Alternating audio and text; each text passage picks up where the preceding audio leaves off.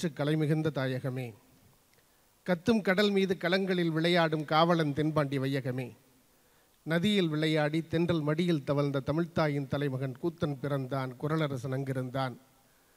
வார்த்தை தமிழுக்கு வழங்கிய தமிழ்வேந்தன் கம்பன் பிறந்தான், வயதான தமிழ்ப்பாட்டி அவ்வை இருந்தால். அரசியலும் பூதலமாய் புடைசூழ நாடெறிந்த புகழேந்தி அங்கிருந்தான். நக்கீரன் நன்னாக நவ்வசிலை பொன்சாத்தான் போகூர் மாசாத்தி. சிலம்பெடுத்த தக்கோன் காவலர்கள் மூவருமே காத்து நின்ற வாளங்கு காவலனாம் நம்பி பாட்டெடுத்து அவன் தம்பி எத்தனை பேர் எத்தனை பேர். அத்தனை பேரும் மொத்தமாய் சேர்த்து யாப்பிலா பாடலேனும் யார் தரும் கவிதையேனும் மாப்பலா போல் மடியில் வாங்கி காப்பிலா தமிழர் நெஞ்சில் காலமெல்லாம் விட்டிருக்கும் மூப்பிலா தமிழே என் முத்தமிழே வணங்குகின்றேன். இந்த நல்ல புத்தக திருவிழா நிகழ்ச்சியில் உங்களை எல்லாம் சந்திக்கிற அந்த நல்ல வாய்ப்பினை ஏற்படுத்தி கொடுத்த கோவை கம்பன் கலைக்கூடத்தினுடைய தலைவர் மிகுந்த மரியாதைக்குரிய ஐயா திரு மருத்துவர் சுப்பிரமணியம் அவர்களுக்கும், கோவை கொடிசியாவினுடைய நிர்வாகிகள் பெருமக்களுக்கும், புத்தக திருவிழாவினுடைய குழுவினருக்கும், அன்பிற்கினிய நண்பர் திரு உதயகுமார் அவர்களுக்கும், அன்பிற்கினிய நண்பர் ஆடிட்டர் ஸ்ரீராம் அவர்களுக்கும், வருகின்றிருக்கிற பெருமக்கள் அத்தனை பேருக்கும் எங்களது பட்டிமன்ற குழுவின் சார்பாக இனிய வணக்கத்தினை சொல்லி ஒரு 2 மணி நேரம் நடத்தலான்ட்டு இருக்கோம். இந்த 2 மணி நேரம் நீங்கள் எவ்வளோ நேரம் உட்காந்து பார்க்குறீங்களோ அதை இன்னும் கொஞ்சம் கூட சேர்த்து நடத்தலாம். அப்படியே கொத்து கொத்தாக எந்திரிச்சு போய் இருக்கிறவங்களும் போயிட்டீங்கன்னா ஈரக்குலையெல்லாம் நடுங்கிடும். ஆனால் இருப்பீங்கன்னு நம்பிக்கையோட. கற்பனை என்றாலும் கற்சிலை என்றாலும் கந்தனே உன்னை மறவேன். நீ கற்பனை என்றாலும் கற்சிலை என்றாலும் கந்தனே உன்னை மறவேன். அற்புதமாகிய அருட்பெரும் சுடரே, அற்புதமாகிய அருட்பெரும் சுடரே, அடைக்கலம் நீ எந்தன் கருணையின் கடலே. கற்பனை என்றாலும் கற்சிலை என்றாலும் கந்தனே உன்னை மறவே.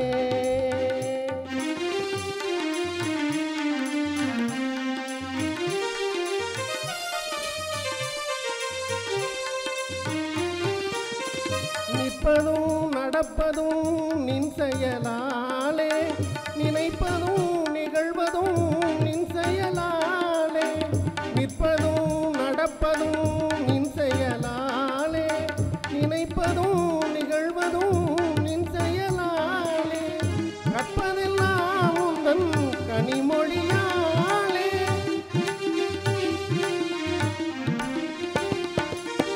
கற்பதெல்லாம் உந்தன் கனிமொழியாலே, காண்பதெல்லாம் உந்தன் கண்வெளியாலே. கற்பனை என்றாலும் கற்சிலை என்றாலும் கந்தனே உன்னை மறவே. நீ எல்லால் தெய்வம் இல்லை, எனது நெஞ்சே நீ வாழும் இல்லை. முருகா நீ எல்லால் தெய்வம் இல்லை, எனது நெஞ்சே நீ வாழும் இல்லை. முருகா நீ எல்லால் தெய்வம் இல்லை.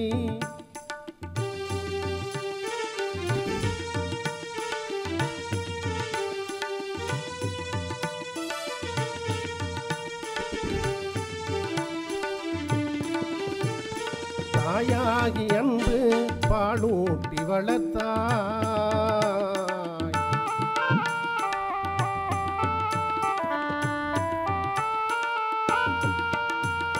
தாயாகி அன்பு பாலூட்டி வளர்த்தாய். தந்தையாய் நின்று சிந்தை நிறைந்தாய், தாயாகி அன்பு பாலூட்டி வளர்த்தாய். தந்தையாய் நின்று சிந்தை நிறைந்தாய், குருவாகி எனக்கு நல்லிசை தந்தாய்.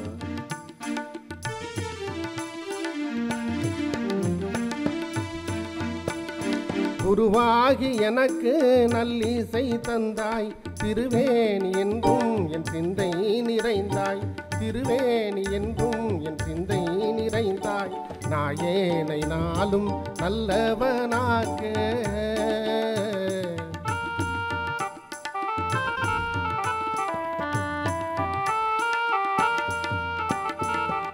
ஏனை நாளும் நல்லவனாக்க ஓயாமல் ஒளியாமல் உன்னருள் தந்தாய், ஓயாமல் ஒளியாமல் உன்னருள் தந்தாய். நீ எல்லால் தெய்வம் இல்லை, எனது நெஞ்சே நீ வாழும் எல்லை. முருகா நீ எல்லால் தெய்வம் இல்லை, எனது நெஞ்சே நீ வாழும் எல்லை. முருகா நீ எல்லால் தெய்வம் இல்லை. பட்டிமன்றம் தான் வழக்கமாக நான் நடத்துறது. இந்த முறை அழைப்புதெல்லாம் பாட்டு மன்றம்னு போட்டுட்டாங்க. அதனால் பாட்டுக்கள் அதிகமாக பாடணும். எங்கள் கூட வந்திருக்கிற கோஷ்டியெல்லாம் பார்த்தா அவ்வளவு நம்பிக்கை எனக்கு இல்லை. இருந்தாலும் அமர்ந்திருக்கிற பெருமக்கள் ரசனைக்கு தகுந்தவாறு சில நல்ல கருத்துக்களும் பாடலோடு இருந்தால், ஏன்னா இன்றைக்கி பாட்டு எல்லா இடத்துலையும் கிடைக்குது, ஒரு பிரச்சனை இல்லை. செய்தி சொன்னால் யாரும் கேட்குறது இல்லைங்க, எழுந்து கிளம்பிடுறாங்க. அதனால் ரெண்டுக்கும் நடுவில் பேலன்ஸ் பண்ணி போகணும். நாங்கள் என்ன பேசுகிறோமோ எல்லாம் உங்களுக்கு ஏற்கனவே தெரிஞ்சதாக இருக்குது. இப்போ நான் கொஞ்ச நாள் முன்னாடி, ஒரு 10 நாளைக்கு முன்னாடி மலேசியா போயிட்டு வந்தேன். மலேசியாவில் 15 நாள் 15 ஈவெண்ட்டுக்கு போனேன். அந்த 15 ஈவெண்ட்டில் நான் என்னெல்லாம் பேசணுன்னா அந்த எல்லா வீடியோவும் நான் சேலம் வரதுக்குள்ளே அது வந்துருச்சுங்க. அதனால் எல்லோரும் யூடியூப்லேயே வச்சுருக்காங்க. பெரியோர்களேன்னு ஆரம்பித்தா அதுக்கப்புறம் நான் என்ன பேசுவேன்னா எல்லாருக்கும் தெரியுது. அதனால் ஒவ்வொரு முறையும் புதுசாக எங்கே போய் கண்டுபிடிக்கிறது? அதனால் தெரிஞ்ச விஷயந்தான். ஆனால் நீங்கள் தெரியாத மாதிரி கை தட்டணும். எங்கள் தட்டுங்க பார்ப்போம். ஆமாம், அது இருந்தால் தான் எங்களுக்கு பேச்சு வரும். ஏன் கை தட்டுங்கன்னு கேட்குறோம்னா, கொஞ்ச நாள் முன்னாடி கொரோனா வந்துச்சுல்ல, உங்களுக்கெல்லாம் தெரியும். கோவிட் வந்துச்சுல்ல. இந்த கோவிட் வந்தப்போ எங்களை மாதிரி மேடையிலே இருந்து பழக்கப்பட்டவங்களுக்கு என்னென்னா கைத்தட்டல் வாங்கியே பழகிடுச்சு. எங்கள் கூட பேசுகிற ஒரு பேச்சாளர் அம்மாவுக்கு கொரோனா 3 வருஷம் காசு இல்லை, லைட் இல்லை, மேடை இல்லை, மக்கள் இல்லை, கைத்தட்டல் இல்லை. ஒரு மாதிரி மைண்ட் சிக் ஆகிட்டாங்க. நைட்டு தூங்கிட்டு இருந்த அம்மா ராத்திரி 2 மணிக்கு திடீர்னு எந்திரிச்சு பெரியோர்களே தாய்மார்களேன்னு கத்திருக்குது. அவங்க வீட்டுக்காரர் பக்கத்தில் படுத்திருந்தவர் ஐயோ என்னாச்சோ ஏதாச்சோன்னு எந்திரிச்சு பார்த்துருக்காரு. இந்த அம்மா பெரியோர்களே தாய்மார்களேன்னு கத்துறோன்னா அவர் பார்த்தார். இப்போ எங்கள் ஐயா எங்களுக்கு சால்வை போட்டார்ல, அந்த மாதிரி இந்த பெட்ஷீட் எடுத்து அந்த அம்மா மேலே போட்டாராம். சால்வை தான் போடுறாங்கன்னு நினச்சி நன்றி வணக்கம்ட்டு அந்த அம்மா படுத்துருச்சு. இன்றைக்கி நிலைமைக்கு இந்த கைத்தட்டல் தான் எங்களை சிறப்பு செய்யும். காலம் மாறி போச்சுல்ல. அன்றைக்கு இருந்த நிலைமை வேறு, இன்றைக்கு இருக்கிற நிலைமை வேறு. அன்றைக்கெல்லாம் ராமாயணம் மகாபாரதம்னு ஒரு இடத்துல பேசினாங்கன்னா ஒரு 10 ஊருக்கு வண்டி கட்டிக்கிட்டு வருவாங்களாம். அப்போ 10 ஊருக்கு, இப்போ நம்ம கோயம்புத்தூரில் மகாபாரதம் பேசுகிறாங்கன்னா அந்த பக்கம் ஈரோடு, மேட்டுப்பாளையம், இந்த சைடு சேலம் வரைக்கும் இருக்கிறவங்கலாம் வண்டி கட்டிகிட்டு வந்து உட்காந்து கேட்டாங்க. இப்போ யாராவது ஒரு மைக் எடுத்து பெரியவர்களே தாய்மார்கள்னா அவங்க பின்னங்கால் பெடல் அடிக்க போகிறாங்க. யாரா இதை போய் கேட்குறது? ஏன்னா ஏற்கனவே அவங்க வீட்லேயே அதை தான் கேட்டுட்ருக்குறாங்க. அது எதுக்கு இங்கே வேறு வந்து கேட்கணுன்னு? காலம் மாறுதில்ல. நித்தம் நித்தம் மாறுகின்றது எத்தனையோ, நெஞ்சில் நினைத்ததிலே நடந்தது தான் எத்தனையோ. ஓடு போட்டு வாழ்ந்தவர்கள் எத்தனையோ, கொண்ட குறியும் தவறி போனவர்கள் எத்தனையோ. நித்தம் நித்தம் மாறுகின்றது எத்தனையோ.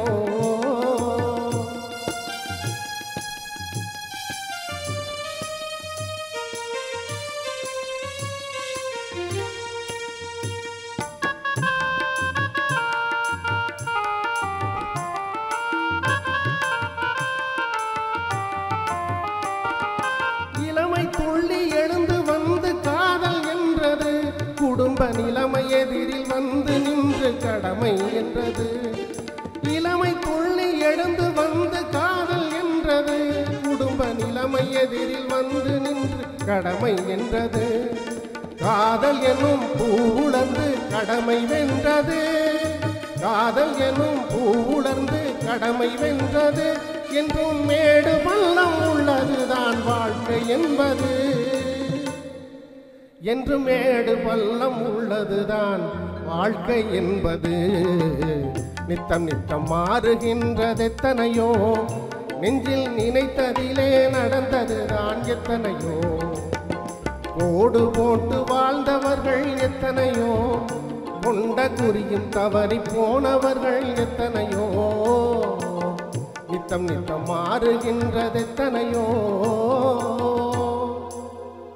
நித்தம் நித்தம் நிறைய மாறி மனிதர்கள் இன்றைக்கி கொடிசி அரங்கத்துக்குள்ளே உட்காந்து புத்தக திருவிழா பார்க்குற அளவுக்கு வந்துட்டோம். ஒரு காலத்தில் மனிதனுடைய மூத்த குடிமகன் எப்படி இருந்தான்னா அவனுக்கு நிற்க தெரியாது. 2 காலில் நம்ம நிற்கிறோமே அந்த மாதிரி நிற்க தெரியாது.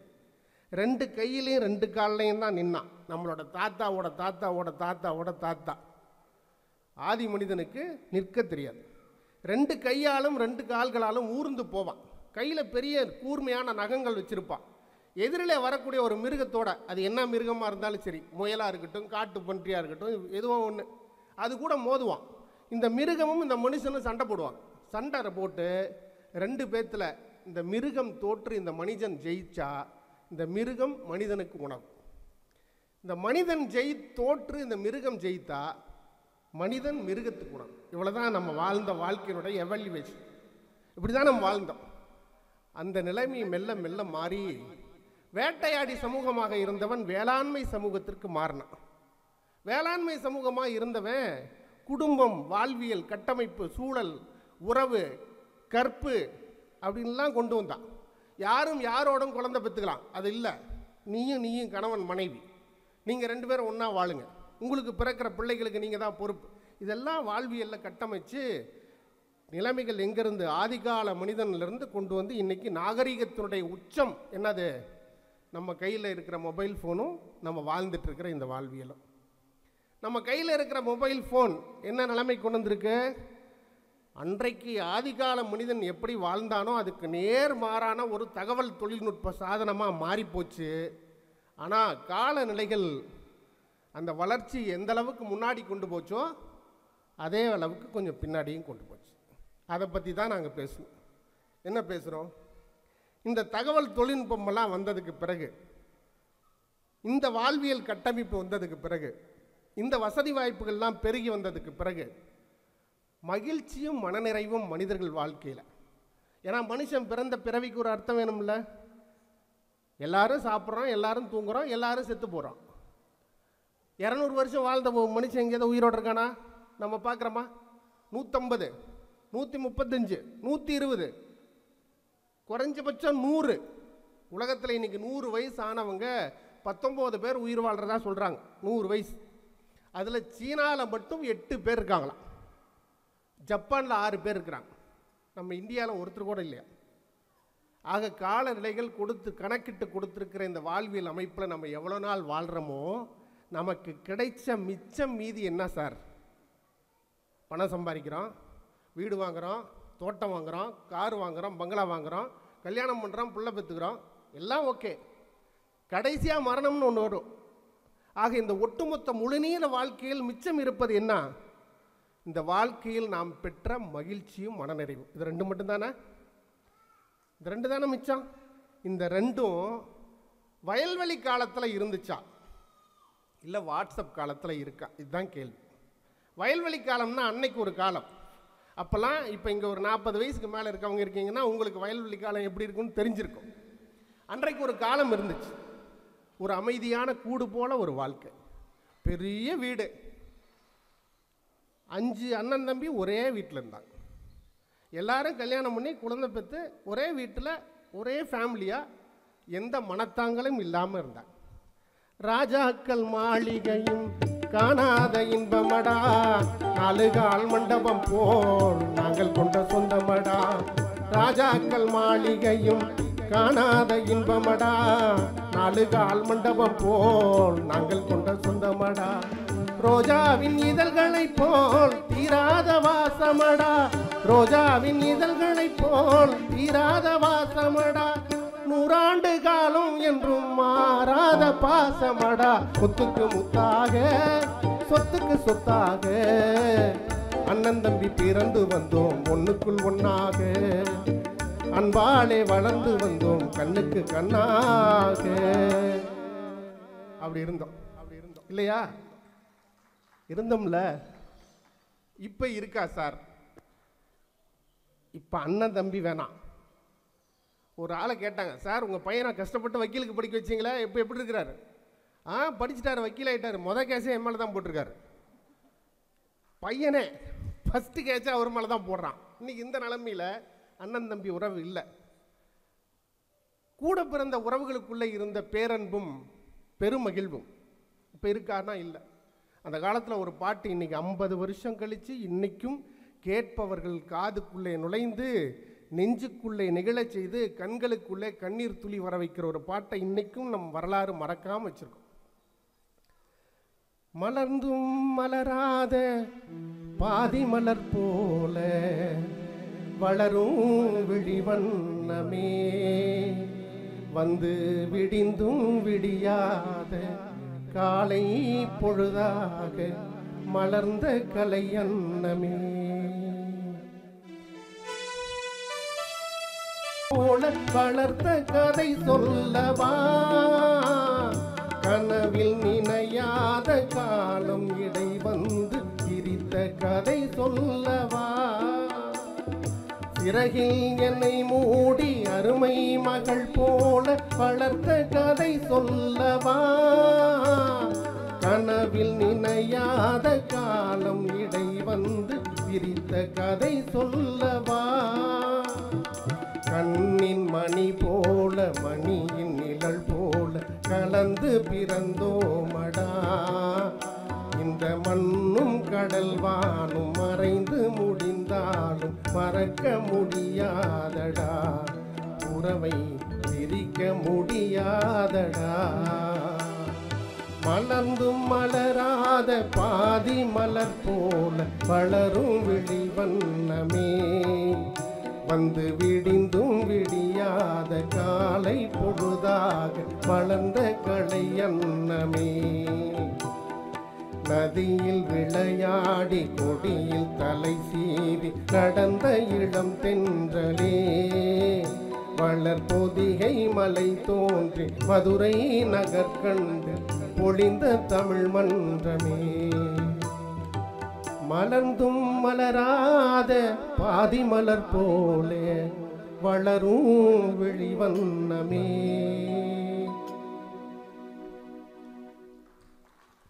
இப்படி ஒரு வாழ்க்கை முறைக்கு இருந்த காலமெல்லாம் மாறிப்போய் இன்றைக்கு என்ன நடக்குதுன்னே தெரியாத ஒரு குழப்பமான வாழ்க்கையில் வாழ்கிறோம் அப்படின்னு பேசுறதுக்காக மகிழ்ச்சியும் மனநிறைவும் மிகுந்த வாழ்க்கை இன்றைக்கு இருக்கிற வாட்ஸ்அப் காலத்தில் தான் சார் இருக்கு அப்படின்னு சொல்கிறதுக்கு ஒரு 3 பேர். அந்த காலத்தில் இருந்த வாழ்க்கையில் கிடைச்ச அமைதியும் சந்தோஷமும் மகிழ்ச்சியும் முன்னேற்றமும் பரிவும் பாசமும் பண்பும் எதுவுமே இப்போ இல்லைங்க. நாகரிகம்ன்ற பேரில் எல்லாமே கம்மியாயிடுச்சுன்னு ஒரு 3 பேர் 6 பேர் பேசுவாங்க. கடைசியாக அதுக்கு ஒரு தீர்ப்பும் சொல்லுவோம். அது வரைக்கும் நீங்கள் உட்காந்தும் இருக்கணும், கடைசி வரைக்கும் கையும் தட்டணும். ஆமாம், இப்போ இந்த 3 பேர் நீங்கள் என்னது? ஆமாம், அன்றைக்கு இருந்த காலகட்டம்தான் வயல்வெளி காலமே மகிழ்ச்சியும் மனநிறைவும் தந்தது என்ற அந்த அற்புதமான கருத்துக்களை விளக்கி சொல்வதற்காக வந்திருக்கிற நபர்களில் முதல்ல உட்கார்ந்துருக்கவங்க இந்த நிகழ்ச்சியினுடைய ஒருங்கிணைப்பாளர், கோவை கம்பன் கலைக்கூடத்தினுடைய ஆற்றல் வாய்ந்த செயலாளர், மனிதவள மேம்பாட்டு பயிற்சியாளர் கவிஞர் ஜே சந்திரபிரியா அவர்கள் அந்த அணிக்கு தலைமை தாங்கிறார். அவங்க பக்கத்தில் உட்கார்ந்துருக்கவங்க கோவை கேபிஆர் கலை மற்றும் அறிவியல் கல்லூரியினுடைய தமிழ்துறை தலைவர், அற்புதமான கவிஞர், பேராசிரியர் டாக்டர் அனுராதா அவர்கள் வந்திருக்காங்க. அவங்க பக்கத்தில் உட்கார்ந்துருக்கவர் கோவை எஸ்என்எம்பி கலைக்கல்லூரியினுடைய மைக்ரோபயாலஜி, அவர் தமிழில் பேச வந்திருக்கார். நல்ல கைதறல் கொடுக்கலாம். மைக்ரோபயாலஜியினுடைய ஹெச்ஓடி அவருங்க துறை தலைவர், அன்பிற்கினே சகோதரர் பேராசிரியர் டாக்டர் பாக்கியராஜ் அவர்கள் வந்திருக்கார். இன்னொரு முறை கும்பிடுங்க. வாட்ஸ்அப் காலமே இன்றைக்கி இருக்கிற காலம்தாங்க ரொம்ப முக்கியம் அப்படின்னு சொல்கிறதுக்காக அந்த அணியில் தலைமை தாங்கி வந்திருக்கவர் திருச்செங்கோட்டில் இருக்கிற விவேகானந்தா கல்வி குழுமங்கள். இன்றைக்கு ஒரு பறந்து விரிந்து ஒரு பெரிய ராஜாங்க மாதிரி இருக்க ஒரு மிகப்பெரிய கல்லூரியினுடைய கலை மற்றும் அறிவியல் பெண்கள் கல்லூரி. அதில் அவங்களுடைய அந்த தனித்துறமையான நிர்வாகத்தை நான் கடந்த ஒரு 5-6 ஆண்டுகளாக அவங்களோட போய் நின்று அவங்க கல்லூரியினுடைய அந்த முதல் நாள் தொடக்க விழா நிகழ்ச்சிகள்லாம் போய் பங்கேற்கும்போது அவங்களுடைய அந்த சிறப்பான ஆளுமையை பார்த்து உயர்ந்து போயிருக்கிறேன். மேடம் எங்கே கூட பேசுகிறேன்னு வந்தாங்க. அவங்க பெரிய மனசோடு அதையும் தாண்டி அவங்களுக்கு நேற்று உடம்பு சரியில்லை, அது தெரியாமல் நானும் கூப்பிட்டுட்டேன், வந்துட்டாங்க. இந்த நிலையிலும் ஏற்றுக்கொண்ட அந்த பொறுப்பை தட்டி கழிக்காமல் வர வேண்டும் என்று வந்திருப்பது அவர்களுடைய மிகப்பெரிய அவங்க பண்புக்கு மிக்க நன்றி. பேராசிரியர், முதல்வர், விவேகானந்தா கல்லூரியுடைய முதல்வர் பேராசிரியர் முனைவர் திருமதி பேபி ஷகிலா அவர்கள் அந்த அணிக்கு தலைமை தாங்கிறார். அந்த பக்கத்தில் உட்கார்ந்துருக்கவங்க கோவை கம்மன் கலைக்கூடத்துடைய ஒரு பொறுப்பாளர் பேராசிரியர் முனைவர் பானுமதி. அவங்க பக்கத்தில் உட்காந்துருக்கவங்க கோவை கிருஷ்ணா கலைக்கல்லூரியுடைய பேராசிரியர். இருங்கம்மா, ஏமா பொண்ணா பார்க்க வந்திருக்காங்க, உட்காருமா. பேராசிரியர் முனைவர் சுமதி அவர்கள் வந்திருக்காங்க. அப்படி சொன்ன அப்புறம் எந்திரிங்கம்மா. ஆமாம், இப்போ 6 பேர் பேசணும். இங்கே மியூசிக்கு வந்திருக்கவங்க எங்கள் அண்ணன் கல்கி சீனிவாசன், தம்பி ஆனந்த், தம்பி செல்வம். 6 + 9, நான் ஒன்று 10 பேர் வந்துட்டோம். இப்போ ஒரு மாதிரி வந்து காலியாக இருந்த சேரெல்லாம் ஃபுல்லாகிடுச்சு. கடவுளுக்கு நன்றி. நிகழ்ச்சிக்கு போகிறோம். வீணை தன்னையே கையில் ஏந்திடும் ஞானவல்லியே நீ, வெள்ளை தாமரை மேது மேவிடும் ஞானவல்லியே நீ. வீணை தன்னையே கையில் ஏந்திடும் ஞானவல்லியே நீ, வெள்ளை தாமரை பூவில் மேவிடும் ஞான தன்னியே நீ. எந்த வாக்கு மேடையில் நின்று ஆடும் வாணியே, எந்த நாளும் மேன்மையில் என்னை ஏற்றும் ஏனியே. அன்னை நீ அல்லவா என்றும் நான் சொல்லவா, நீதான் செல்வம் நீதான் தெய்வம், கீதம் சங்கீதம் நீதானே நாள்தோறும் நான் பாட காரணம். நீ எந்த நெஞ்சோடு நின்றாடும் தோரணம், நீ இன்றி நான் பாட வேறேது கீர்த்தனம். நன்றி, வணக்கம். இன்றைய கால சூழ்நிலை தாங்க மகிழ்ச்சியும் மனநிறைவும். ஏன்னா இப்போ டைம் வந்து ரொம்ப குறைவாக இருக்கிறதுனால எல்லாருமே சரியாக 5 நிமிஷத்தில் முடிச்சுருவாங்க. 6 பேர் 5 நிமிஷம், தீர்ப்புக்கு 10 நிமிஷம், 40 நிமிஷத்தில் முடிச்சிருவோம். அதனால் முதலாவதாக விவாதத்தை தொடங்கி வைக்க கவிஞர் ஜெய் சந்திரபிரியா நல்ல ஒரு கைதல் கொடுக்கலாம். செங்கையில் மான் தூக்கி சிவந்த மழு தூக்கி, அங்கத்தில் ஓர் பெண்ணை அனுதினமும் தூக்கி, திங்களை கங்கையை கதித்த சடையில் தூக்கி, அங்கும் இங்கும் தேடியவரும் கண்டிராத காலை தூக்கி ஆடும் தெய்வமே, எமை கை தூக்கி ஆள் தெய்வமே. உலகம் யாவையும் தாமுழ ஆக்கலும் நிலை பெறுத்தலும் நீக்கலும் நீங்களா அழகிலா விளையாட்டுடையார் அவர் தலைவர் அன்னவர்க்கே சரணாங்களே. வெற்றிகரமாக நடந்து கொண்டிருக்கும் இந்த புத்தக திருவிழா மேடையை எங்களுக்கென இந்த கடவுளுக்கு முதல் நன்றி. நிர்வாகிகளுக்கும் இங்கு வந்துள்ள அனைத்து நல்ல உள்ளங்களுக்கும் கம்பன் கலைக்கூடத்தின் சார்பில் பேரன்பின் நன்றிகளும் வணக்கங்களும்.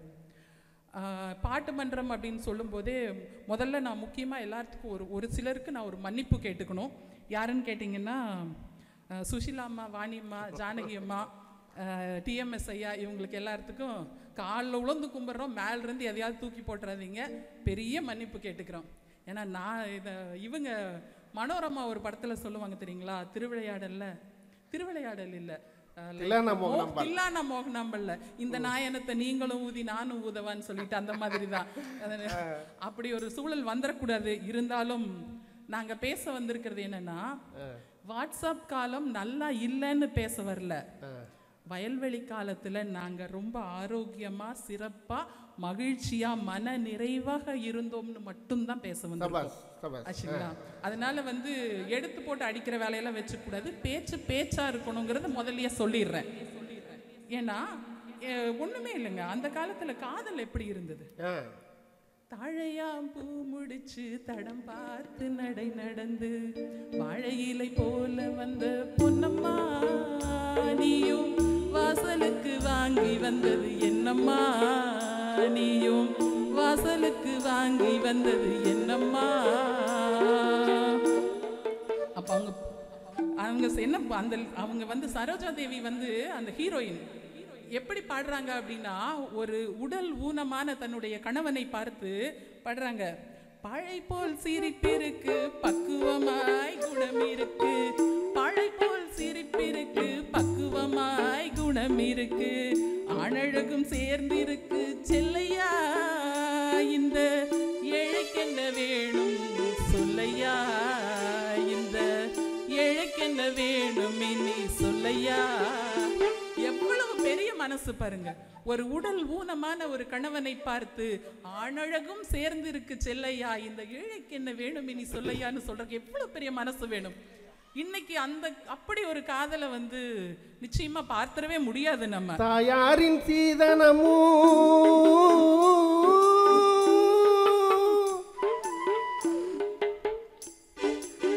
தாயாரின் சீதனமும் தம்பிமார் பெரும்பொருளும் மாமியார் வீடு வந்தா போதுமா, அது மானாபிமானத்தினை காக்குமா, மானாபிமானத்தினை காக்குமா.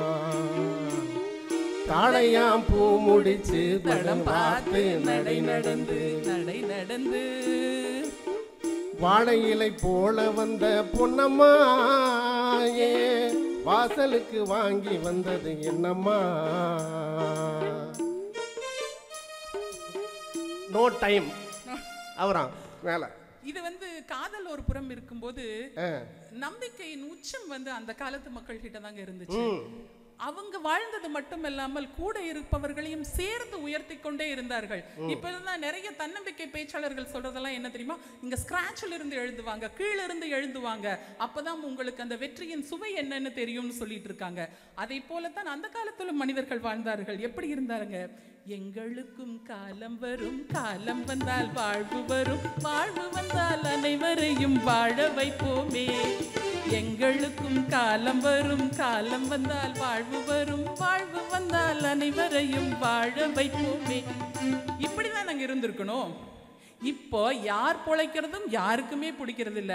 ஒரே ஒரு ஏரியால ஒரே ஒரு கடை, ஒரே ஒரு அண்ணாச்சி வச்சிருந்தா பாப்பா 10 பேர் அந்த கடையில நின்றுட்டு இருந்தாங்கன்னு வச்சுக்கோங்களேன், அடுத்த 2வது நாள் இன்னும் 2 கடை அந்த பக்கம் முளைச்சிரும். ஏன்னா அவனும் வாழ முடியாது, இவனும் வாழ முடியாது. அப்படி ஒரு அற்புதமான வாழ்க்கைக்கு சொந்தக்காரர்களாகத்தான் இப்போ வாட்ஸ்அப் காலத்தில் இந்த காலகட்டத்தில் மக்கள் இருக்கிறார்கள். அந்த பெருந்தன்மை என்பது ரூபாய்க்கு எங்கே எவ்வளவு எங்கே விற்கிது, எப்போ போய் வாங்கலாம் அப்படிங்கிற ஒரு சூழலில் தான் மனிதன் வாழ்ந்து கொண்டிருக்கிறான். அதை தாண்டிய ஒரு பெருந்தன்மை வந்து இந்த காலத்து மனிதர்கள்கிட்ட கிடையவே கிடையாது நடுவர் அவர்களே. அதே போல தான் உடை, கலாச்சாரம் இதெல்லாம் வந்து ரொம்ப பசுமையாக இருந்தது, ரொம்ப ரொம்ப நல்லபடியாக இருந்துச்சு. சின்ன சின்ன இழை பின்னி பின்னி வரும் சித்திர கைத்தறி சேலையடி நம்ம தென்னாட்டில் என்னாலும் கொண்டாடும் வேழையடி. தையதைய தந்த தானா, தையதைய தந்த தானா, தையதைய தந்த தானா, தையதைய தந்த தானா. இப்படிதானே இருந்திருக்கணும். நடுவருக்கு இதெல்லாம் அவுட் ஆஃப் சிலபஸ் நினைக்கிறேன். சிந்தும் தேன் துளி இதழ்களின் ஓரம்,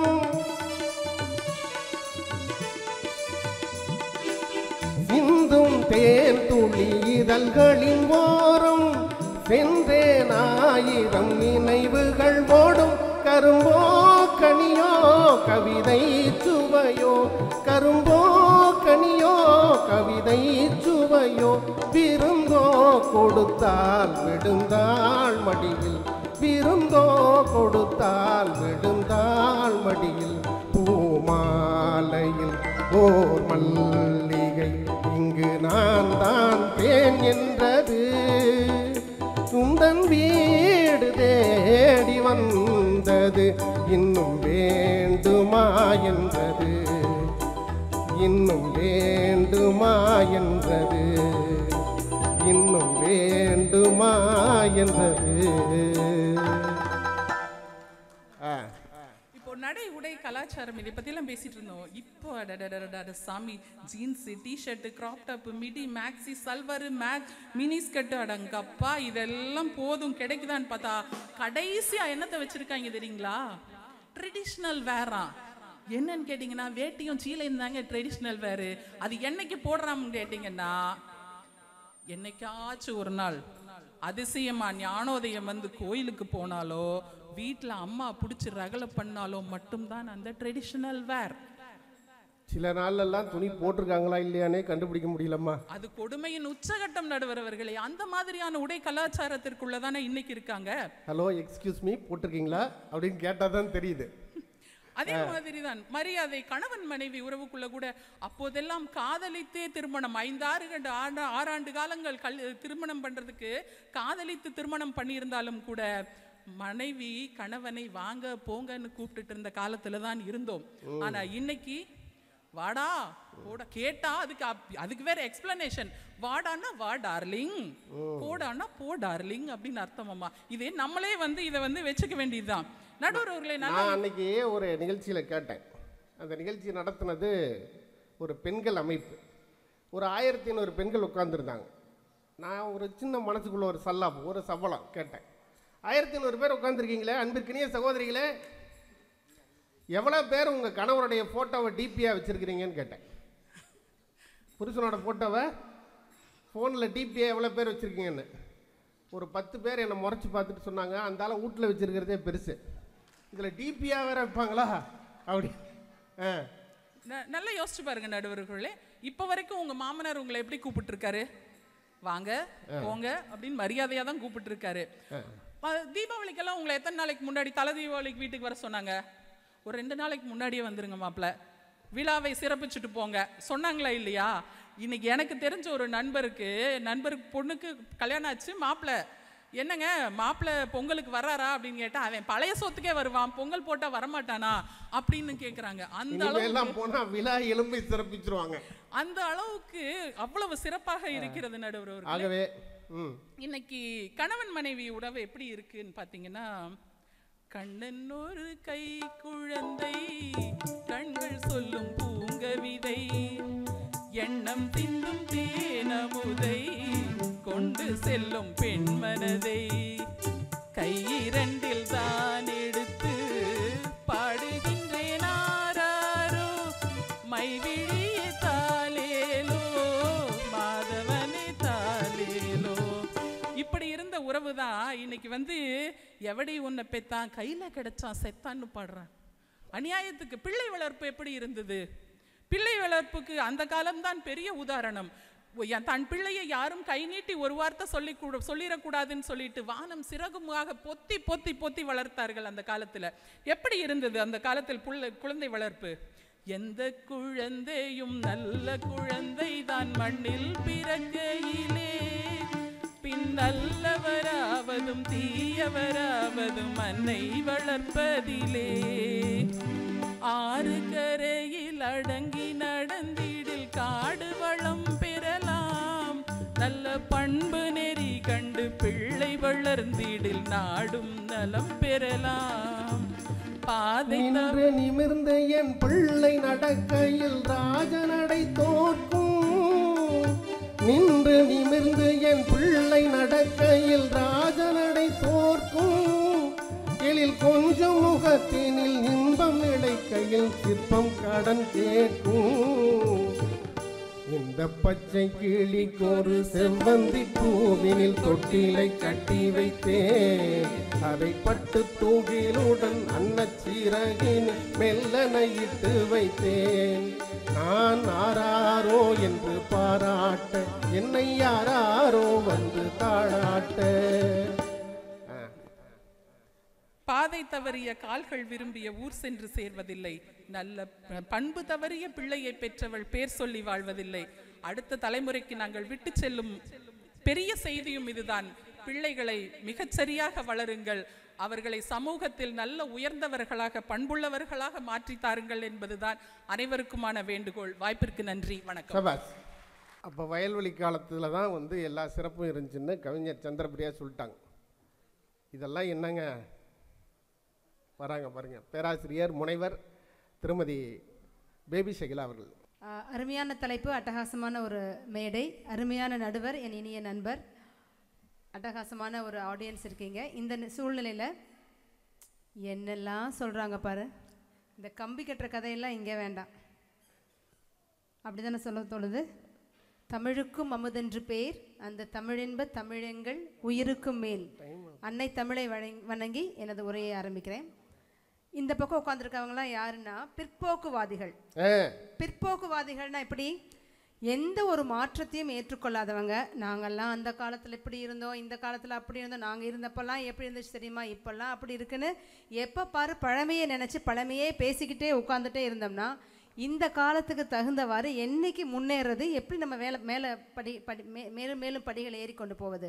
அவங்க சொன்ன சில பாயிண்ட்ஸ் மட்டும் நான் பதில் சொல்லிட்டு என்னோட உரைக்கு போய்க்கிறேன். காதல், அப்போதான் காதலுக்கு அருமையான பாட்டு இருந்துன்னு சொல்கிறாங்க. இப்போ உருகி உருகி போனதடி என்னுள்ளம் யானியே, உருகி குருகி போனதடி என்னுள்ளம் யானியே. இவ்வளவு அழகான ஒரு மென்மையான பாடல் இப்பொழுதும் தான் இருக்குது. ஒரு 4 பாட்டை எடுத்து வச்சுட்டு நாங்கள் அப்போ தான் இருந்ததுன்னு சொல்லாதீங்க. இன்னைக்குள்ள பாடல்களை எப்படி இருக்குன்னு ஃபஸ்ட்டு கேட்டுட்டு அப்புறமா நீங்கள் இந்த மேடைக்கு வருமாறு கேட்டுக்கொள்கிறோம். அடுத்தது வாடா போடான்னு சொன்னால் உங்களுக்கு என்னங்க பிரச்சனை? உங்களையா சொன்னாங்க? வாடான்னு அவங்க கல்யாணம் பண்ண ஹஸ்பண்டை சொல்கிறாங்க உரிமையா, போடா அப்படின்னு தன்னோட டார்லிங் அப்படின்ற விளக்கத்தையும் சேர்த்து நீங்களே கொடுத்துட்டீங்க. வாடானா டார்லிங் சொல்கிறாங்க. பேபி அப்படின்ற வார்த்தையில் நீங்கள் கேள்விப்பட்டிருக்கீங்க. நீங்களாம் பேபின்னு அந்த காலத்தில் சின்ன பிள்ளை தான் சொன்னீங்க. இப்போ என்ன பேபி அப்படின்னு குழந்தைங்க அவங்க மாதிரி பேசிக்கிறீங்க. உங்களுக்கு என்ன வருத்தம்? அதாவது அந்த வீட்டுக்காரர் உங்களை கோமா கூப்பிட்டாலும் பேபின்னு தான் கூப்பிட்டாங்க. என் பேரே அதுவாகி போயிடுச்சு. சரி, அதனால இப்போ உங்களுக்கு என்ஜாய் பண்ற அளவுக்கு உரிமையா சந்தோஷமா ரொமான்ஸ் பண்ண தெரிஞ்சா பாருங்க. இல்லைன்னா அந்த காலத்துலலாம் இப்படி இருந்தோம், இந்த காலத்துல அப்படி இருந்தோம்னு உட்காந்துட்டே இருங்க. சின்னஞ்சிறுசுக சந்தோஷமா ஜாலியா இருக்கிறத உங்களால பொறுத்துக்க முடியாட்டி தயவு செய்து பொறாமை கொண்டோட அவங்கள பார்க்காதீங்க. அடுத்தது இந்த ஒரு பாட்டு பாடுறீங்க நடுவரையா, நீங்க அதுக்கான சூழ்நிலை உங்களுக்கு 2 கேள்வி தான் கேட்பேன். ஒரு ஆசிரியர், அதனால கேள்வி கேட்டே பழகிட்டோம். ஆமா, 2 கேள்வி கேட்குறேன், பாட்டு பாடுறேன் உங்களுக்காக. கொட்டை பாக்கும் கொழுந்து வெத்தலையும் பொட்டாவாய் செவக்கும், மச்சானியும் மச்சினி நானும் தொட்டாதூள் பறக்கும், நாக்கு செவக்க சுண்ணாம்பு வேணும் நானும் செவக்க மாப்பிள்ளை வேணும், நாக்கு செவக்க சுண்ணாம்பு வேணும் நானும் செவக்க மாப்பிள்ளை வேணும், தாலி கட்டிக்க கொழுந்து வெத்தலையும் பொட்டாவாய் செவக்கும். ஒரு பொண்ணு பார்க்க போயிருப்பாங்க சரத்குமார் சாருக்கு. குஷ்பு அவர்கள் தான் பொண்ணு பார்க்கறதுக்கு. மனோரமா ஆட்சி போயிருப்பாங்க. அப்ப பொண்ணுக்கு பாட வருமா கண்ணு, பொண்ணுக்கு ஆட வருமா கண்ணு, பொண்ணு நல்லா நடக்குதா கண்ணு அப்படின்னு அந்த பொண்ணை போட்டு அத்தனை சித்திரவதை பண்ணி பாட்டு பாட தெரியாது அந்த பொண்ணுக்கு. ஆனால் இவங்களே எடுத்து கொடுப்பாங்க, மனோரமா எடுத்து கொடுப்பாங்க. அப்புறம் பாடுவாங்க. ஏங்க நாங்கள் பொண்ணு பார்க்க வந்து கல்யாணம் பண்ணுறதுக்கு ஒரு பார்ட்னர் வாழ்க்கை துணையை தேர்ந்தெடுக்க கூப்பிட்டா உங்களுக்கு என்ன, நீங்கள் சந்தையில் மாடு பிடிக்கிற மாதிரி வந்து நின்றுக்கிட்டு பாட வருமா ஆட இப்போல்லாம் பொண்ணு பார்க்குறது எப்படி, ஒரே ஒரு ஃபோட்டோ வாட்ஸ்அப்பில் அனுப்பிச்சா போதும். அந்த ஃபோட்டோ பார்த்ததுக்கப்புறம் இம்மீடியட்டாக அடுத்த நாளே பையன் சரின்றா அப்படி கூட இல்லையா, வெளிநாட்டில் இருக்கிறாங்களா, ஒரு வீடியோ கால் மூலம் பொண்ணும் பையனும் பேசிக்கிறாங்க, அடுத்த நிமிடமே பொண்ணு பார்க்க வேலையை முடிஞ்சிருச்சு, கல்யாணம் பண்ணுறோம். அடுத்தடுத்து வாழ்க்கையில் முன்னேற ஸ்டெப்புக்கு போயிட்டு இன்னும் பொண்ணு பார்த்துருக்கே பஜ்ஜி சொஜ்ஜி சாப்பிட்றதுக்கு ஒரு கூட்டத்தை கூட்டிகிட்டு வந்தா நேர விரயம். நல்ல வேலை கல்யாணமும் வீடியோ காலில் பண்ண மாட்டீங்க, தாலி கட்டணுங்க. அதுவும் நாங்கள் பண்ணிட்டு இருக்கோம். ரோபோட்டிக் ஒன்று நடந்ததுங்க. ஒரு கல்யாணத்துக்கு போய் ஐயர் புகையை கிளப்பி விட்டுட்டார். கெட்டி மேளம் பயங்கர சத்தம். மாப்பிள்ளை தாலியை கொண்டு போய் போனது தான் தெரியும், தாலி கட்டி முடிச்சிட்டான். புகையெல்லாம் விளக்கி விட்டு பார்த்தா பொண்ணோட சித்தி கழுத்தில் கட்டிவிட்டான். அப்புறம் பார்த்துட்டு எல்லாரும் சொன்னாங்க, தப்பாக கட்டிவிட்டப்பா, அந்த அம்மாட்ட ஏமா கொஞ்சம் கழட்டி கொடுத்துருவேன். அதெல்லாம் கட்டினது தான் மாற்ற முடியாதுன்னுச்சு அந்த அம்மா. அதனால் சித்தப்பா தனியாக போயிட்டார். இப்போ சித்தி கூட தான் வந்துட்டுருக்கேன். அவனுக்கு பிராப்தம் அப்படி இருந்திருக்குதுங்க, அல்லது அந்த அம்மாவுக்கு அதோட பிராப்தமாக இருந்திருக்கலாம். சரி, இப்படி தான் கல்யாணம் பண்ணி முடிச்சாங்களே. அப்புறம் இன்னொன்று கல்யாணத்தை பற்றியே முடிச்சுட்டு அடுத்த டாபிக் போகிறேன். இந்த மிலிட்ரிக்காரவங்க இல்லை பொண்ணு மாப்பிள்ளைக்கு பொண்ணு தர விஷயமா இருக்கட்டும், அல்லது வெளிநாட்டில் வேலை செய்யறவங்களை பொண்ணு தரதெல்லாம் அந்த காலத்தில் பார்த்தீங்கன்னா பயப்படுவாங்க பெற்றோர்கள். ஐயோ என் பிள்ளை வந்து மிலிட்ரிக்காரர் கல்யாணம் பண்ணி கொடுத்தோம், என்னைக்காவது ஒரு நாள் தான் வருவார், வெளிநாட்டுக்காரனா எங்கேயோ போய் இருப்பார், என் பிள்ளை பார்க்க முடியாதுன்னு அந்த காலத்தில் அது ஒரு ஃபோபியா, அவ்வளோ சீக்கிரம் அதுக்கு ஒத்துக்க மாட்டாங்க பெற்றோர்கள். ஆனால் இப்பொழுதெல்லாம் வேலை விஷயமா வெளியில் போகிறோம் வரோம், இருந்தாலும் பரவாயில்லன்ட்டு வெளிநாட்டில் இருக்கவங்களுக்கும் நம்ம பொண்ணு கொடுக்கறதுக்கு தயாராகிட்டோம். அந்த காலத்தில் ஏன் அது ரொம்ப கஷ்டப்பட்டாங்கன்னு சொல்லவா, அந்த பொண்ணு எங்கள் வீட்டில் இருக்கும், பையன் அங்கே இருப்பார், 2 பேர் சேர்ந்து உட்காந்துட்டு நலம் நலமறியாவல் நலம் நலமறியாவல் நீ இங்கு சுகமே நான் அங்கு சுகமா, நீ இங்கு சுகமே நான் அங்கு சுகமா, நலம் நலமறியாவல் உள்ளம் நலமறியாவல் அப்படின்னு ஒரு லெட்டர் எடுத்து உட்காந்து எழுதி அந்த அம்மாவுக்கு ரீச் ஆகிறதுக்கு 1 வாரம் ஆகும். அப்புறம் திருப்பி நீ எங்கே சுகமேன்னு அவர் எழுதுனா திருப்பி இந்த அம்மாவுக்கு ரீச் ஆகிறது 1 வாரம் ஆகும். இப்போ அப்படி இல்லை. அடுத்த செகண்ட் நினச்ச 1 நிமிஷத்துலேயே வாட்ஸ்அப்பில் வீடியோ கால் பண்ணோம்னா வீட்லேயே கிச்சனில் மாட்டிடுவாங்க. அப்போல்லாம் நாங்கள் ஒரு பெரிய டெலிவிஷனில் அவர் அங்கே இருப்பார், இங்கே அவர் இங்கே பாரு யாரோ கேட்டில் கதவு தட்டாங்க, யாரும் நினைப்பார், இருங்க பார்க்குறேன் அப்படின்னு போய் பார்ப்போம். அதாவது அவர் கூடவே வாழ்க்கை நடத்துறதுக்கான ஒரு வளர்ச்சி இப்போது விஞ்ஞான காலத்தில் இருக்குது. இந்த விஞ்ஞான காலத்தில் இருக்க வளர்ச்சியை புரிஞ்சுக்க முடியாத 3 பேர் தான் இங்கே வந்து உட்காந்துட்டு இருக்காங்க. அந்த வளர்ச்சி மட்டுமா இருக்குது, வேற ஒரு வளர்ச்சியும் இருக்குது. எல்லா என்ன தெரியுங்களா, முன்னெல்லாம் ஒரு புருஷன் ஏதோ ஆத்திரப்பட்டு என்னைக்கா ஒரு நாளைக்கு ஓங்கி ஒரு அறை விட்டான்னா அந்த அம்மா ஒரு லெட்டர் வாங்கி எழுதும். அன்புள்ள அப்பாவுக்கு, இவன் நல்லவன் தானே கல்யாணம் பண்ணி கொடுத்தீங்க, இந்த நாஜடி குடிச்சுட்டு வந்து அடிக்குது, தயவு செய்து இதுக்கு ஏதோ ஒரு வழிகாட்டுங்கன்னு எழுதுவாங்க. இந்த லெட்டர் இங்கேருந்து கிளம்பி மெட்ராஸ் போய் சேர்றதுக்கு 20 நாள் ஆகும். அவர் 20வது நாள் வாங்கி படித்து பார்ப்பார். இந்த படித்து பார்த்துட்டு அங்கேருந்து திரும்பி ஒரு முடிவு பண்ணி இந்த பொண்ணை கட்டி கொடுத்த ஊருக்கு வர்றதுக்கு அதுக்கப்புறம் ஒரு 4 நாள் 25 நாள் கழித்து வந்து காலிங் பெல்ல மாமனார் அடிப்பார். இந்த அடித்தானே அந்த மருமகன் தான் போய் காலிங் பெல்லையே திறப்பான், கதவை திறப்பான். அப்பா வெளியே நிற்பார். இந்த பொண்ணு உள்ளேருந்து அவசர அவசரமாக ஓடி வரும், அப்பா வந்துட்டாருன்னு தெரிஞ்சுக்கிட்டு வேகமாக ஓடி வந்து இங்கேருந்து சொல்லும். அப்பாவை பார்த்து புருஷன் நிற்கிறான். புருஷனுக்கு தெரியாமல் பின்னாடி இருந்து அந்த பொண்ணு சொல்லும், சண்டையெல்லாம் தீந்துருச்சு எதுவும் கேட்காதீங்க, சண்டையெல்லாம் தீந்துருச்சு எதுவும் கேட்காதீங்க, இந்த 25 நாளில் சண்டை முடிஞ்சிருங்க. ஆனால் இப்போ அப்படி இல்லை. மேடம் சொன்ன வாட்ஸ்அப் காலத்தில் எந்த பிரச்சனையும் இல்லை. புருஷன் ஏன்னு கை வாங்கினா போதும், போடுறான்னு ஒரு லைவ் போட்டுறாங்க ஃபேஸ்புக்கில். வக்கீலுக்கு ஒரு போன, அவனுக்கு ஒரு போன, கூட்டத்தோட போய் கும்பலோட டைவர்ஸ் பண்ணி கூட்டு வந்துடுறாங்க. வேலையை சீக்கிரம் முடிச்சுட்டு அடுத்த வேலையை பார்க்கணும். இங்கே வச்சுக்கிட்டே எழுத்துட்டு இருக்க விரைவில் அடுத்த திருமணம், அவ்வளவுதான். சரி, அடுத்து குடும்ப உறவுகளுக்கு வரலாம். நடுவர் சொன்னாரு, அண்ணன் தம்பி பிறந்து வந்தோம் முன்னுக்கு ஒன்னாக, அன்பாலை இணைந்திருந்தோம் கண்ணுக்கு கண்ணாக. சரி, நீங்க அப்படி சொன்னீங்க. நாங்க இந்த பக்கம் அண்ணன்ன பாத்தியா அப்பாத்தி ஏ ஏ ஏ அப்பாத்தி ஏ கன அப்பாச்சி ஏ ஏ தூ அப்பாத்தி தூ தூ தூ அப்பாத்தி ஏ அண்ணன்ன பாத்தியா. ஏன் ஒரு பக்கம் நீங்க மேடம் தப்பி தவறி உங்க காலேஜ்ல யாராவது ஒரு பொண்ணுங்க இந்த லிங்கை பார்த்துட்டாங்கன்னா பரவாயில்ல, எங்க பொண்ணுங்களுக்கு என்ன பத்தி தெரியுங்க சார். நான் எங்க பொண்ணுங்களெல்லாம் டெக்னாலஜி ட்ரிவன் கேர்ள்ஸா மாத்திட்டு இருக்கேன். பழமையை வாங்கிட்டு இருக்காதீங்க, டெக்னாலஜி ட்ரிவனா இருங்கம்மான்னு சொல்லிட்டு இருக்கேன். அதாவது நீங்க ஒரு பக்கம் அண்ணன் தம்பி பிறந்து வந்தோம் ஒன்றுக்கு ஒன்றாகன்னு சொல்லிட்டு இருக்கேன். நாங்கள் இந்த பக்கம் அண்ணனை பார்த்தியான்னு சொல்லிட்டு இருக்கோம். உங்களுக்கு என்னங்க அண்ணன் தம்பி உறவு இருந்தால் போதும், அதில் எதுக்கு அந்த காலத்தில் நாங்கள் அப்படி இருந்தோம்னு சொல்லிட்டு இருக்கீங்க. சரி, அடுத்தது உங்களுக்கு யாருங்க வழிகாட்டி? எனக்கா? எனக்கு இப்போதைக்கு என் பொண்டாட்டி மட்டும்தான். வீட்டுக்கு நைட் சாப்பிட போனதுனால தெளிவான பதிவு சொல்லிட்டீங்க. இந்த கேமரா ஆஃப் பண்ணா அப்போ வேணும் உண்மையை சொல்கிறேன். நான் ஒரு வழிகாட்டி சொல்கிறேன். அந்த வழிகாட்டியை தெரிஞ்சுக்காதவங்க யாருமே இந்த கூட்டத்தில் இல்லை, எங்கேயுமே இருக்க மாட்டாங்க. இன் 200 meters take right turn, in 300 meters take to your left, in 400 meters you will have to take a U-turn, in 200 meters there will be a rick hill, you should cross that அப்படின்னு ஒருத்தர் வழி காட்டுவாங்க. யார் அவங்க? அதுவா, இன்னைக்கு காலைல தான் பேப்பரில் போட்டிருந்தாங்க. அதை நம்பி ஒருத்தர் நேராக போய் விட்டு காரை கொண்டு போய் ஆற்றுல பார்க் பண்ணிட்டானா. அவனுக்கு அந்த அளவுக்கு இன்டகிரேஷன் இல்லைங்கயா. வழிகாட்டி ஒன்று சொன்னாலும் அதை இன்டகிரேட் பண்ணி பழகணும். ஆற்றுல கொண்டு போய் விடுற வரைக்குமா பார்த்துட்டு இருப்பாங்க, சரிங்களா? ஸோ அப்படிப்பட்ட ஒரு வழிகாட்டி தான் நீங்கள். நான் ஒன்று கேட்குறேன், ஒரு 10 நாளுக்கு முன்னாடி ஒரு 20 நாள் பயணமாக அயல்நாடு போயிருந்தீங்க, மலேசியா போயிருந்தீங்க, கரெக்டா? சரி, நீங்கள் மலேசியாவில் போய் குலாலம்பூரில் இருக்கட்டும், இல்லை வேறு எந்த ஏரியாவில் நீங்கள் செல்லிங்கர் எங்கே போயிருந்தாலும் சரி, இந்த நான் மேடை அமைப்பு வச்சுருக்கவங்க உங்களை கண்டிப்பாக கூட்டிகிட்டு போயிருப்பாங்க.